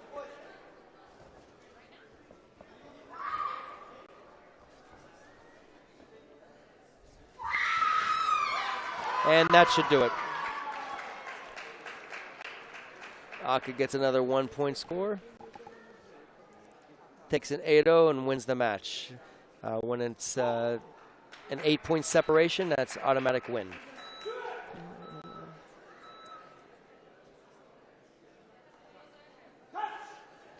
Congratulations. What a great fighter. Did some good matches this weekend, really exciting. Anastasia Semenenko takes the gold medal. Erica Luque takes the silver medal. And now, exciting match coming up. These guys go at it quite often internationally. We got our U.S. champion, Tom Scott, Olympian from Tokyo, Pan American champion, going against Nicholas Rivest out of Canada. These guys have matched up several times over the years and battled it out. And I think Tom has the advantage on the wins with this one. Tom was a big part of the U.S. team that won the gold medal at the Pan Am Championships last year in Uruguay, and during that time he had a devastating injury where he tore his Achilles and went right into surgery, rehabbed it, and made a strong comeback and got to clearance to go 100% full around December, and came back and won his spot on the senior team at the trials in February. So he had a competition in China and performed well there, but I'm quite sure he's satisfied with his progression and where he's at right now, preparing him try to get himself qualified for the World Championships this fall in Cairo.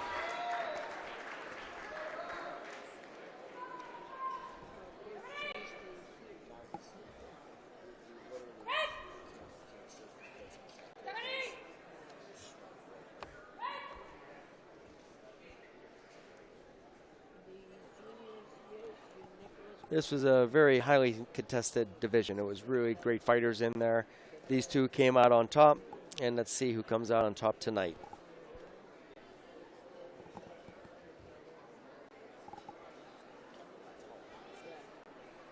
Tom is wearing blue, Nicola's wearing red. Match gets started. Here we go. Nicholas likes to fight in a very low crouch position. Makes it difficult sometimes for a taller fighter to gauge that. But I have no doubt that Tom will figure this out.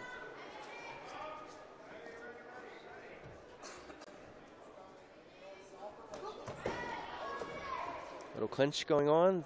Separate. Reset themselves. Tom takes an attempt at a jab. Comes up a little bit short. Tom has a nice blitz over top. The Canadian coach challenges it.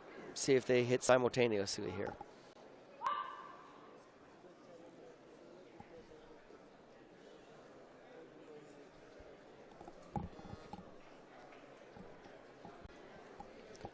VR challenge goes up.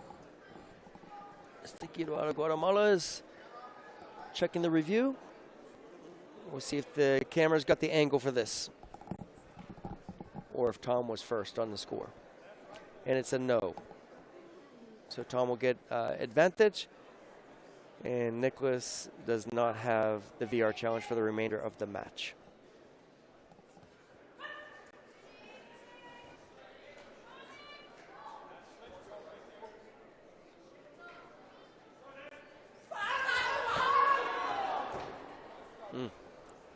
Good exchange there. Canada thought they had the point on the counter.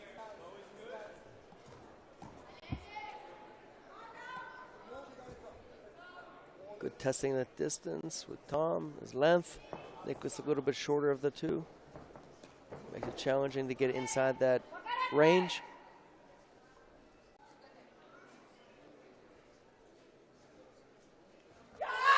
Good counter punch by Tom underneath. It's very difficult to beat that length and reach whenever he extends it like that, and that speed as well. When you're the shorter of the two fighters, you really got to figure out a way to get inside that length.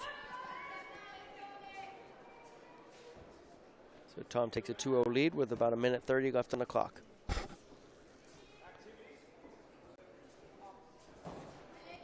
Tom playing his distance very nicely in the corner. Kick attempt by Nicholas. Come on, go short on the jab from Tom. Still plenty of time for Nicholas to try to get this back. No clinch. Referee stops the match, brings him back to center. A little over 1 minute left to go. A little push warning to Tom.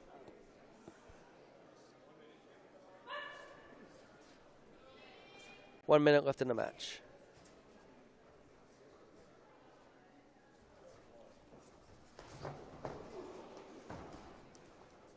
Tom just nearly missing his signature body kick. Nice jab over top by Tom.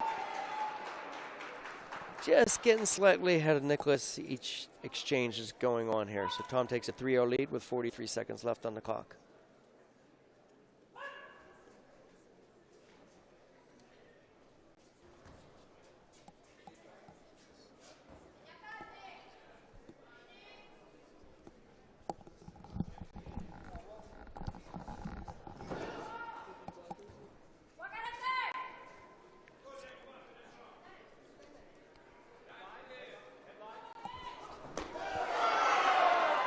A nice exchange. Nicholas gets a 2-point kick. Good job by Nicholas to get closer to Tom here on this. Tom has the match 3-2 with 18 seconds left. He's going to have to hold on to this lead and see what goes on with Nicholas, how his strategy is. If he's trying to engage. Oh, Tom gets that 1 point. Extends the lead by 2 points, so it's going to be a 4-2 match at this moment. It's going to be very difficult, but doable. 10 seconds left.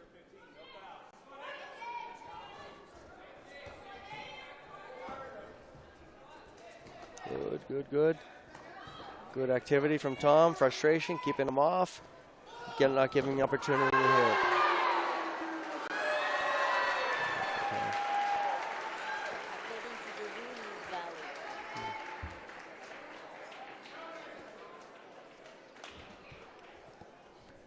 We'll see what the score is. They're going to check the video to see if Yame was called or the time clock ran out before the score was occurring.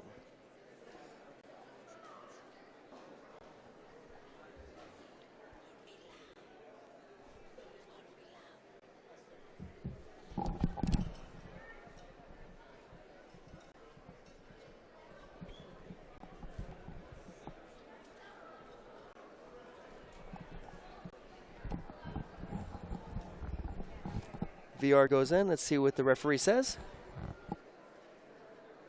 They say no, it was after time. Tom wins the match 4-2. He's our 2025 U.S. champion for minus 75 kilos.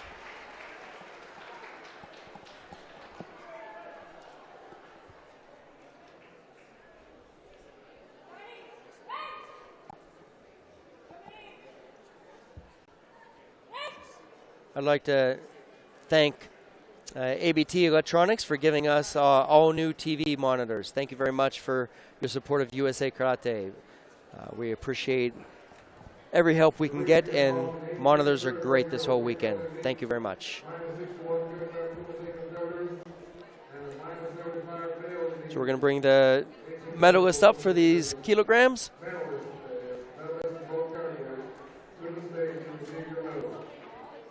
As the athletes make their way up.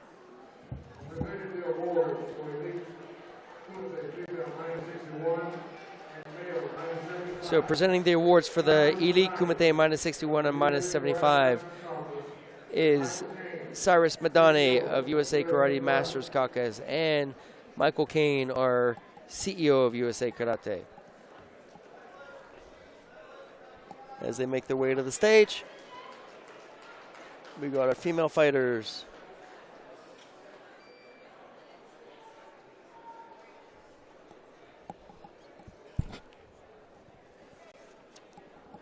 We have Anastasia, we have Eric out of Germany, we have Eric out of Mexico, then we got Jenna Brown out of Texas, and we got Natalia Bernal Herrera from Florida, USA.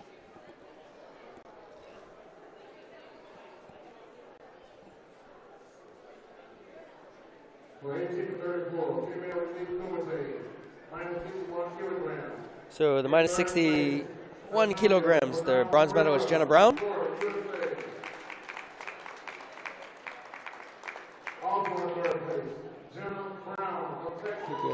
got Natalie Bernal Herrera, got the bronze medal from Florida, and then we got Jenna Brown, who is part of our women's team that took the silver medal in Pamplona, Spain. So Jenna's a great fighter and great captain for our team. Then Erica takes the silver medal for Luque.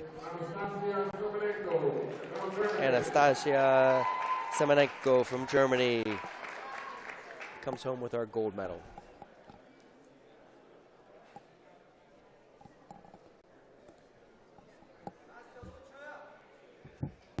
Congratulations, ladies.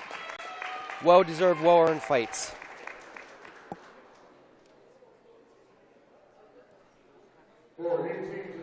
So we got our minus 75 kilo medalist. We got Adam Krause out of California, out of our Jinenkai group, making his debut in a minus 75 kilo. He was previously our minus 67 champion. And we got Landon Wood making his debut in the adult division out of West Virginia, getting a third place honors.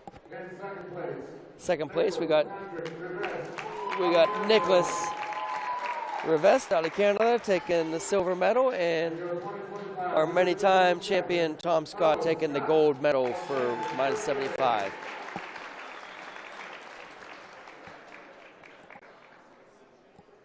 So congratulations to all these guys up here. A nice big hug from Michael Kane.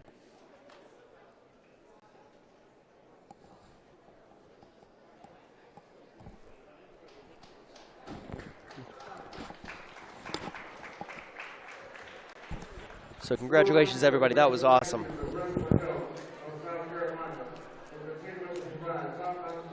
So we want to give a special thank you to Prisma Health of South Carolina for continuing to provide top-notch medical care at our signature events.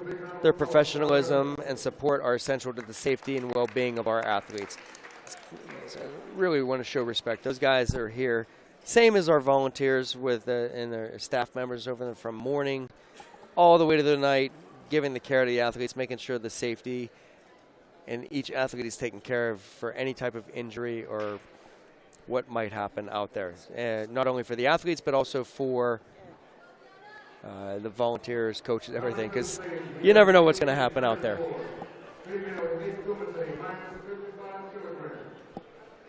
So I'm going to step away just for a second here. I'm going to have my colleague, Cameron Madani, take over. And I'll be back, and we'll talk together and finish out these matches. But coming up, we got our minus 55 kilogram, Viana Palomino out of New York, and we got Trinity Allen out of Nevada that'll be fighting for the minus 55 kilogram. Take it away, Cam. All right, well, first time here on the mic. I am excited. These are some great matches tonight. Switching over from the coaching side of things over to the commentary, and this is going to be great. So we're introducing our minus 55s here, which are both national team members, running it back for a U.S. Open final, and I am stoked. This is going to be a great matchup. We have the veteran in Trinity and the up-and-coming champion in Viana. These two teammates, but also pushing each other to make sure that they're getting better and making sure that 55 is a strong division for the U.S. So really excited to get it going.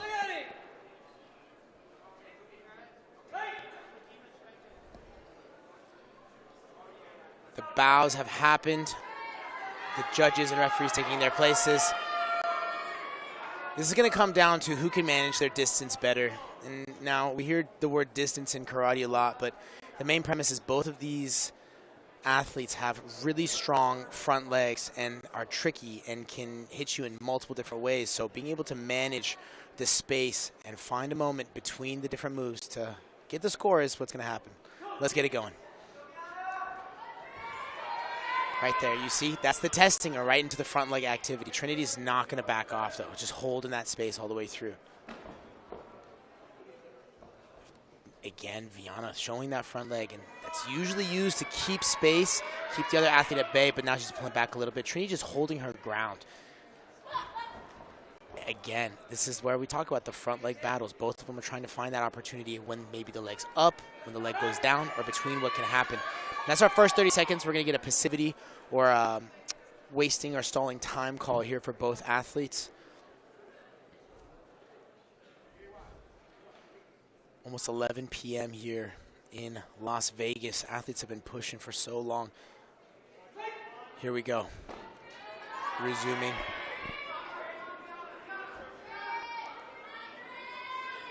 Again, Trinity's using that pressure to try and find, yes, with those feints, between where she can do it. And Viana initiating that front leg again.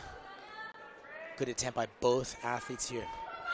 Again, with the front leg, with the double here, trying to be tricky. Let's see if we can get it. Ooh, continuation, great looks. I'm thinking Yame happened first, and thus no score.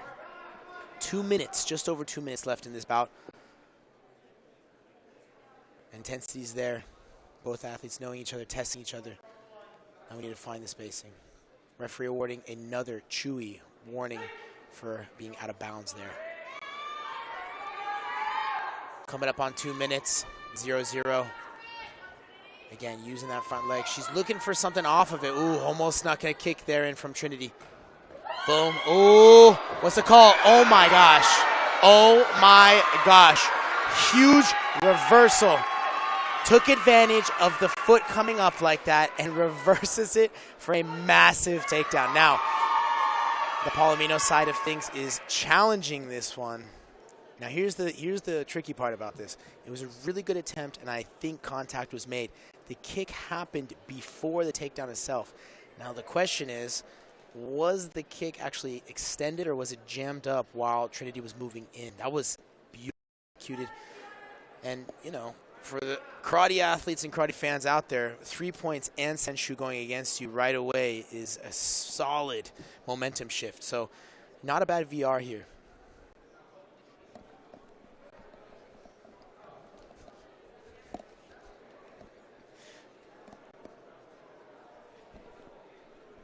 Always a moment right here. Everybody's getting tense. This will determine some different things after. Either a comfortable lead for Trinity or Viana right back into it.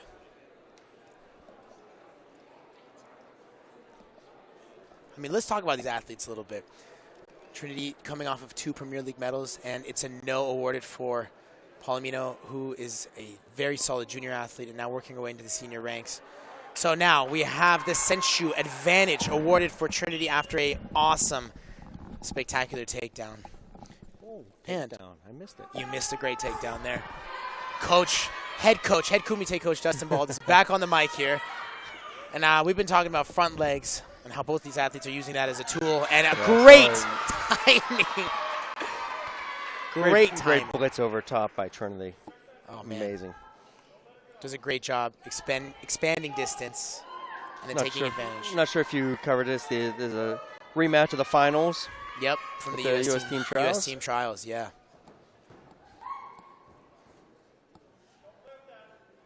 Oh, taking a second to reset. Little equipment malfunction. Back in action.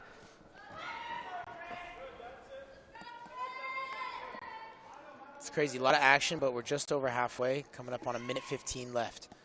Oh, nice. Beautiful timing again. You see, you can't make those kinds of mistakes. Veteran athlete, any kind of big motion forward, you will get hit on, and that's what happened right here. But Viana still has a lot of weapons. We got 5-0 lead with a little over 1 minute to go. Viana's going to have to do something to try to close the gap on that score. But going up against a seasoned fighter like Trinity, it's going to be very challenging. Coming off of 2 bronze medals of the past 2 K1s, Paris as well as in China. Yep. I mean, the experience is showing here. You know, finding those moments in between things, between the movements. Again, right, closing the gap and trying that extensions right there. Also not a bad VR look. Coach and father Hiroshi Allen. Guiding Trinity through those last 25 seconds.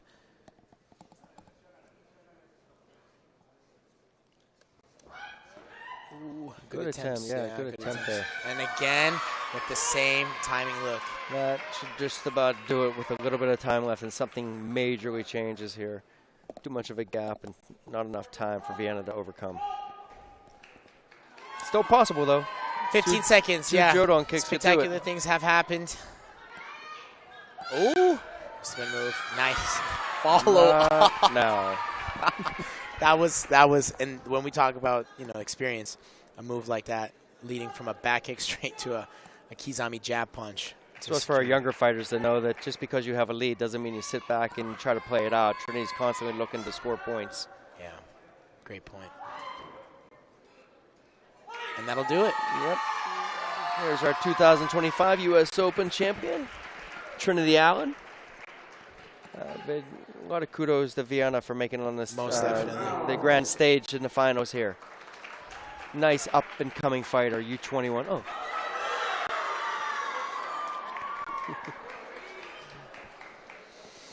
Great work here. Yeah, and just shows the depth of the category, too, and what talent is here. Trinity. Exciting to watch these guys at the Pan American Championships coming up in May. Could be a very well final for the Pan American Championships. Very easily could be. What do you think about that, right? You're down 5-0 in a situation like that. Kind of what's something that you would take an athlete through or trying to get them to focus on? Just one at a time. You got to get that first point. You got to try to get that score, get that momentum going. Right. You get one going, then the next one will flow right into that. But it's very difficult to do it against a seasoned fighter that knows how to keep their distance and pick apart whenever they need to pick apart. Yeah, I couldn't agree more. This next one's going to be a very similar idea with the young under 21 athlete and then a seasoned or veteran athlete. Absolutely. We got Evangelist Atke coming out of Texas, New York, Texas, one of the two. The U.S. The USA. He's our number 167 kilogram U.S. team member that won the team trials back in February, and he won the U21.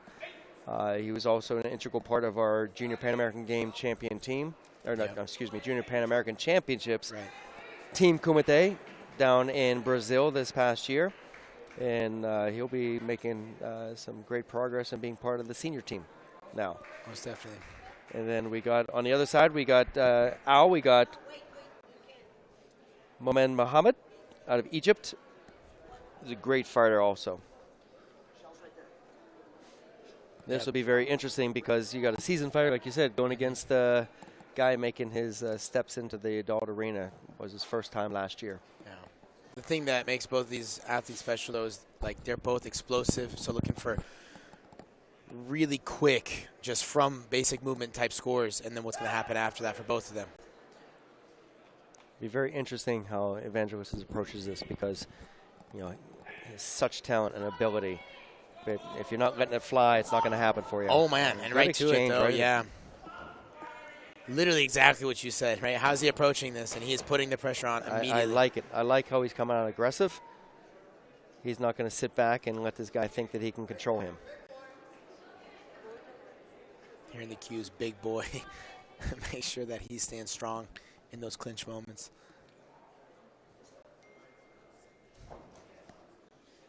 A lot of talented skill set between these two. Right. Those are the explosive moves that are going to be happening. Minus 67 kilograms. Both athletes extremely explosive and can find multiples. Great attempt there by Evangelos. Evangelos, you know, he had a really quick blitz with a jab reverse punch, but I think he was too far away and he didn't do anything to close that distance first. And Muhammad was able to just slide away. Muhammad gets a warning for going out of bounds. He's holding that space. Momin is trying to look for, you know, kind of similar to what Trinity was with that timing right as soon as Evangelos moves in. Wow, big technique right there. Big Jordan attempt from the rear leg. Ooh. Challenge comes from Evangelos' coach. I think he's looking to challenge that jab, think it was close enough to score. Not quite sure on that one. The adults here, you got to make that contact. Yeah, yeah. It has to be clear that it was right, you know, somewhere on his face. You're a little bit further over. Did you see it hit? I think it missed, I'm going to be honest with you. Yeah, I couldn't see it. The back was to me on that one. I think this one went just past, but he's excited, you know. He's trying to get some momentum going on his side. I don't think Evangelos is using his closing the gap a little enough. Correct. On these. He's coming up just short on these. Because Moments has great distance on him. Right, right. Nope, and it's a no. Yeah, on this one, I didn't think it made the contact like you mentioned. So Evangelos loses his VR for the rest of the match. Moment still has his.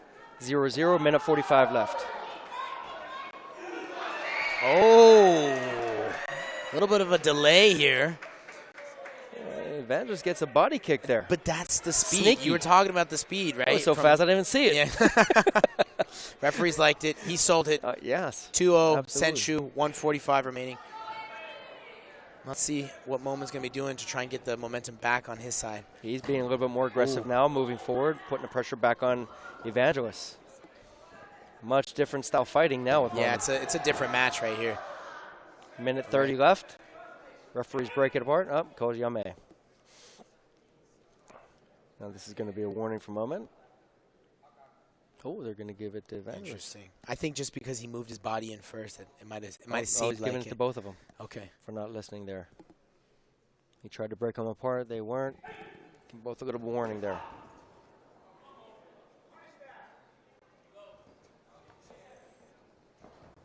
Oh, saying these guys are so fast. Yeah. You never know where it's going to come from. It's just these quick setups, though. That's what you were mentioning, right? And ooh. Both good attempts. Nice. Evangelos is well defensive on those. Very difficult to get clinch work scores on him. Moment's trying those rear leg big kicks. Yeah. I don't think it's going to be effective on Evangelos. Well, see, I think, if he was just throwing, one like that as he was before, maybe he's not the asking case. his coach to challenge. His coach does not know what to do. Yeah. Yeah. Yeah, I think he's nervous about it too. I mean, being in the coaching box during a final, it almost like replays in your own head for a second before you might lift up the card. And you get lost in the moment. You lost in the moment for sure, because you're telling your athlete what to do, but then at the same time they're looking at you. You got the best seat in the house, and you're just watching the match. Sometimes it turns into that, but it was a quick no there. I think it just went past, it missed. Again with that, wow. Evangelos is doing a good job, switching, and he might be looking for a different kind of setup there. Counter again. Good speed, good distance for Evangelos, keeping his way back. I think Evangelos might have just stepped out right before. We'll take another warning here. 22 seconds left. This is great. Great activity, great action. Evangelos is playing this nicely with this lead. Yeah, he's managing space really well, not giving, a good or easy look right there, right? The spacing back, then going right back in. Oh, man. Oh, man. Very close hook kick from a clinch. I missed. Oh, but you see, that's the timing, right? Yeah, that was great. If you see the difference between the two, I think, the kick was close, but it wasn't definitive. But that punch, that was right in there. Right on the money.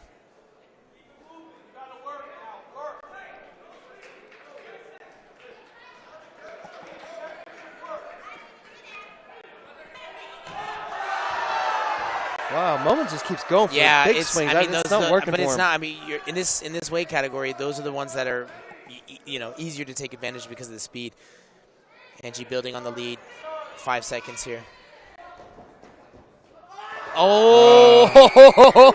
Nice nip of the head right there. Double!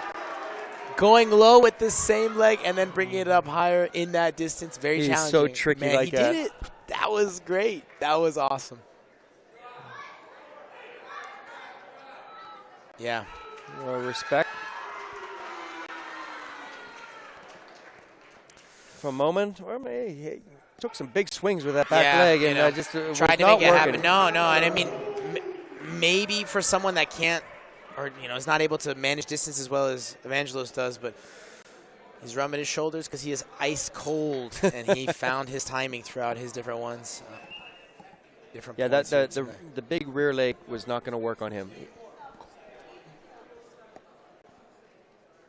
Rear leg was just not going to work on Evangelos because he's too quick to snap away from that. Yeah, either move back or it's when it's coming around like that, he just jams in so well. I wish I would have seen that. How fast that body kick was at the beginning. It was pretty quick. I want to see that one again. It was pretty quick, but I was blocked. Because I think I blinked and missed it. Viewers at home, that one's for you. Yeah, review that. Let me know. Leave it in the comments. Yeah, leave it. That's definitely a comment on that one. What you think. But congratulations. Yes.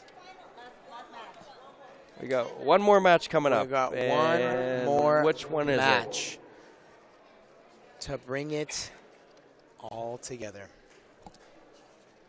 Oh, here we go. Minus 60. This will be a good one. We got, would you like to take a chance on that one?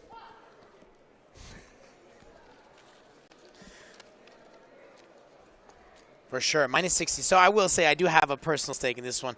U.S. athlete Kevin Cruz going to be in blue. But Pedro Pablo De La Roca Lopez in red, in Aka. Both athletes walking their way out. Congratulations. That was a great pronunciation. It worked out. It just... It's late here. We got to send it just like these athletes will on this last match. Minus 60, expecting the same speed is... minus 67. Both athletes are representatives of national programs. One of Guatemala, the other of the United States. This will be really good. Because Kevin's a great young up-and-coming fighter. He's our #2 seed out of the U.S. team for the senior team trials. He's our #1 seed for the U21. And he'll be participating in the U21 Pan Am Championships as well as the Senior Pan Am Championships. So this is going to be a great match. These 60 kilos are like water bugs. They're all over the place. It's interesting too, right? It's two very different fighting styles between the two. De La Roca is a very explosive fighter, looking for pressure and big explosion. But Kevin is more kind of a sharpshooter and tries to find, more sneaky punches and then continuation kicks after those initial, techniques are thrown. It's going to be exciting finals because this is our last match of the night. Got these two going at it. Who's going to go home with the prize? What is it right now? $750? It's $500. $500. But you see, that's exactly the explosiveness, right? Yeah. De La Roca putting on the pressure already, But Kevin, you see, here's where he's going to walk him down. But I see De La Roca doing his lateral movements, throwing Kevin off a little bit. Oh, nice. Oh, nice takedown I'm worried attempt. This will come back for a holding call, but let's see. But I think De La Roca knows Kevin and how he's more of that straight Straight line, yeah, sharpshooter, So he moves a little bit, keeps him a little bit off balance, and then sets up right in front. Then move. Oh. Oh, no. Oh, he's. Are we stepping out of bounds like that? But You got to stay focused on it. Just because you think you scored doesn't mean you just walk away from it. And that's where experience plays in, right? Someone who's been on the stage versus first time being there. Nerves showing a little bit, but we're right back to it. 225. Good underneath. Not scored. Man. Coach is gonna challenge this one. I don't look. I'm not sure how tight it was, but yeah. I could see the timing. Just not sure how jammed it was. If the distance was correct on this. We'll see if we get a quick review. We got a Canadian referee down there, looking at the monitor.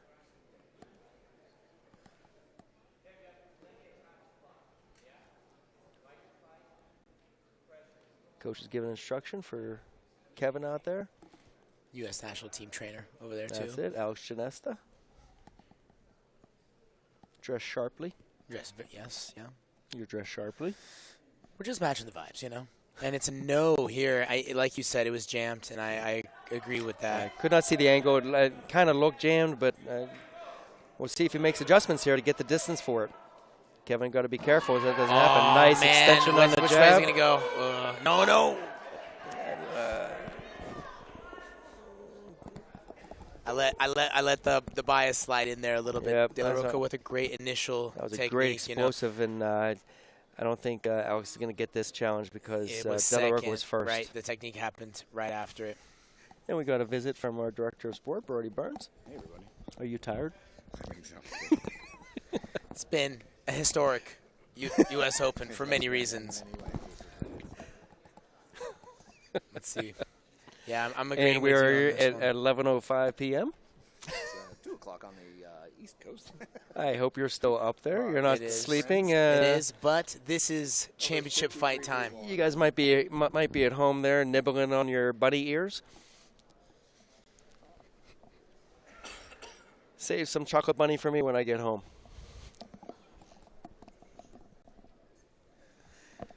Happy Easter. Happy Easter.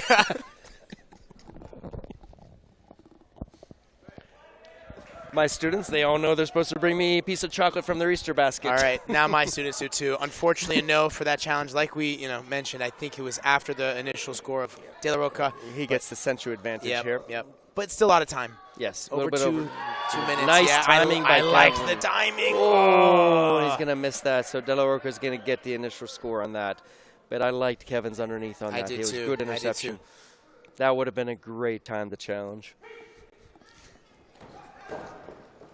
And De La Roca steps out of bounds from the hard pressure from Kevin. He needs to maintain that, right? If he wants to get back into it, right, looking for that same timing off of that pressure is going to work. He just needs to remain calm. He's got plenty of time to come back. Little clinch work going on. Referee breaks him apart. Kevin's nice distance, better go careful. Oh, nice. oh my gosh! Oh my God, that's the a great pressure. You takedown. mentioned it, and he did it. Pressure creating scores. Beautiful continuation. Beautiful. You can't get lazy here. You got to stay focused in, and De La Roca got to put the work in as well. Oh, great way to use the momentum and right he gets back another into his point. side. You know, you said he needs to stay focused and right off the line. Perfect score. Opportunity to keep the momentum. 4-2, 151 flat. Here we go. Nothing there. A little jammed. Kevin. Referee breaks him apart from the quick. He's not giving him time to play around in the clinch. Nice timing, but I think a little off target there. So De La Roca's going to have to pick it up here with 1:30 left. Nice. Managing Little off distance target. well. Yeah.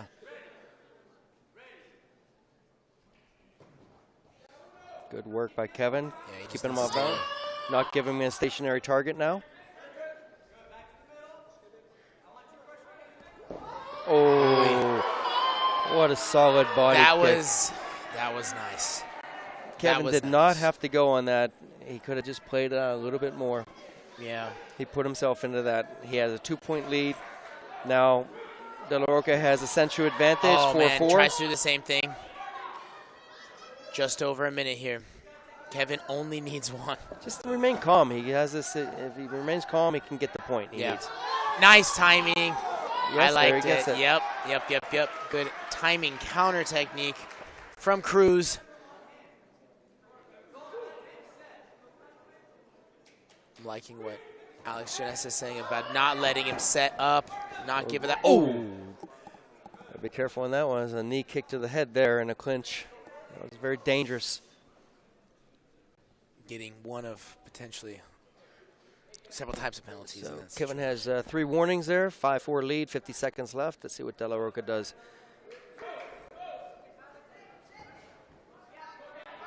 Using his legs to cover in the range.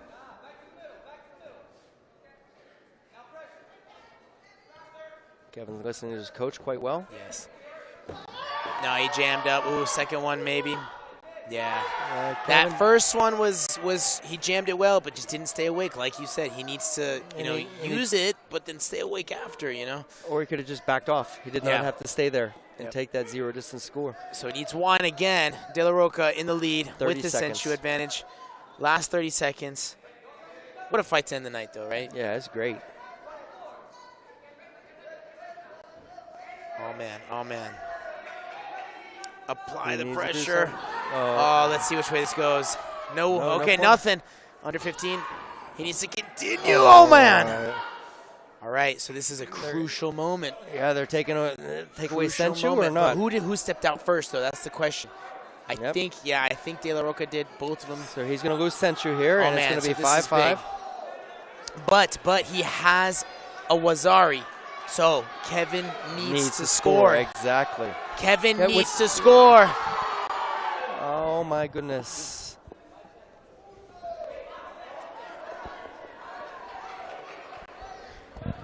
Kevin now stepping out of bounds. Let's see what's happening here. He needs to score. He needs to go forwards. Oh, man. Oh, with that last punch, do it. Oh, man. Oh, man. Who has the So, I mean, that side kick. Yeah. De La Roca has a side kick. Correct. De La Roca does. Oh, he has an ippon. Oh, Kevin has the ippon with the takedown. Wow. That's why, yeah, there we He go. played that so smart. 11 p.m. is setting in on me right now. And that's why he did that. What a great play. That wow. was great. Great job by Kevin Cruz securing. Sorry, it has been about 60 hours that we've been Yeah, up. and we heard it there. Forgot all about that ippon. It seemed like it was like ages ago. ago. Yeah. But listen, a lot of action. Congratulations to Kevin Cruz. Massive win. Yeah, that was What great. an exciting fight to end the night on. That was awesome. So, definitely could be nominated for Best Fight of the Night. I think definitely comment on USA Karate's next Instagram post for which fight you think is the best one of the night. So to our event staff, the behind-the-scenes heroes, from early morning setups to long nights, ensuring everything runs on time. You make the difference. We thank you for your flexibility, your problem-solving, your relentless energy, and your backbone of this event. To the USA Karate Board of Directors, we would like to extend our sincere gratitude to the USA Karate Board of Directors for continued leadership, vision, steadfast support. Your guidance plays a critical role in planning execution of this prestigious event, from strategic oversight, role on the ground encouragement. Your presence is felt every success we celebrate this weekend. Thank you for championing the growth and the excellence across the nation of USA Karate. And the wraps for the 2025 Junior International Cup, U.S. Open. We look forward to seeing you, U.S. competitors, again in July at Fort Worth, Texas, for the 2025 National Championships and Team Trials. Thank you again for joining us in Las Vegas. As they give out these medals, anything you want to say in closing here, Cameron? No, another U.S. Open and Junior International Cup in the books with a special edition of the U.S. Under-21 Team Trials here at this event. What a crazy week. What an amazing week. Yeah, and congratulations to everybody. This is our largest Junior International Cup and U.S. Open in history. 1,059 Junior International Cup competitors, 1,500 U.S. Open competitors. So awesome job for everybody's support. What a time. Look forward to seeing you all in the near future here. Thank you for letting me join on the mic. Thank you for helping, assisting. We're here for it all. See you in Head coach Texas. Dustin Baldus and Coach Cam here. See you Signing in off. Texas. Medalists receiving the last medals for the evening. For the female, minus 55 kilograms.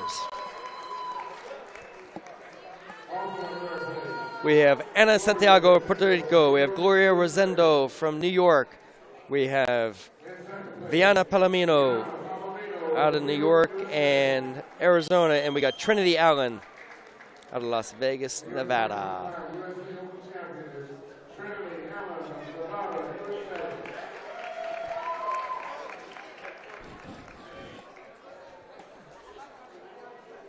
Our 67 kilos. We got our medalist. Jake Ruiz out of New York taking the bronze medal. And Alberto Ramirez out of Panama receiving the bronze medal as well in the 67 kilos. And receiving the silver medal, Momin Mohammed out of Egypt. And then receiving the gold medal in 67 kilo was Evangelist Atke out of Texas.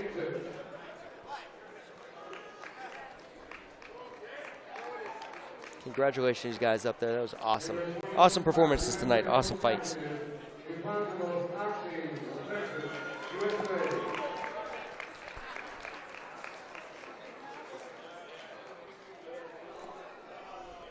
Then we got our 60 kilo fighters receiving their medals. Receiving the bronze medal early because they had to catch a flight, Frank Ruiz out of Florida. And also receiving the bronze medal in the 60 kilo was Janko Dorta, who is also our 2024 junior world bronze medalist. So he's making his steps into the adult arena now, as well as being a great champion in the juniors. Receiving the silver medal out of Guatemala, Pedro Pablo de la Roca Lopez. And then receiving the gold medal out of Florida, Kevin Cruz. This is Dustin Baldus. Thank you again for being part of USA Karate US Open. Look forward to seeing you all in the near future. Keep training, keep working hard, put the effort in. Someday you'll be up on the stage and you guys will be performing in front of a nice sized crowd here at the US Open in Las Vegas, or where it might be next time. Next year, our US Open will be in Texas, Fort Worth. So look forward to seeing you again. Thank you. Good night.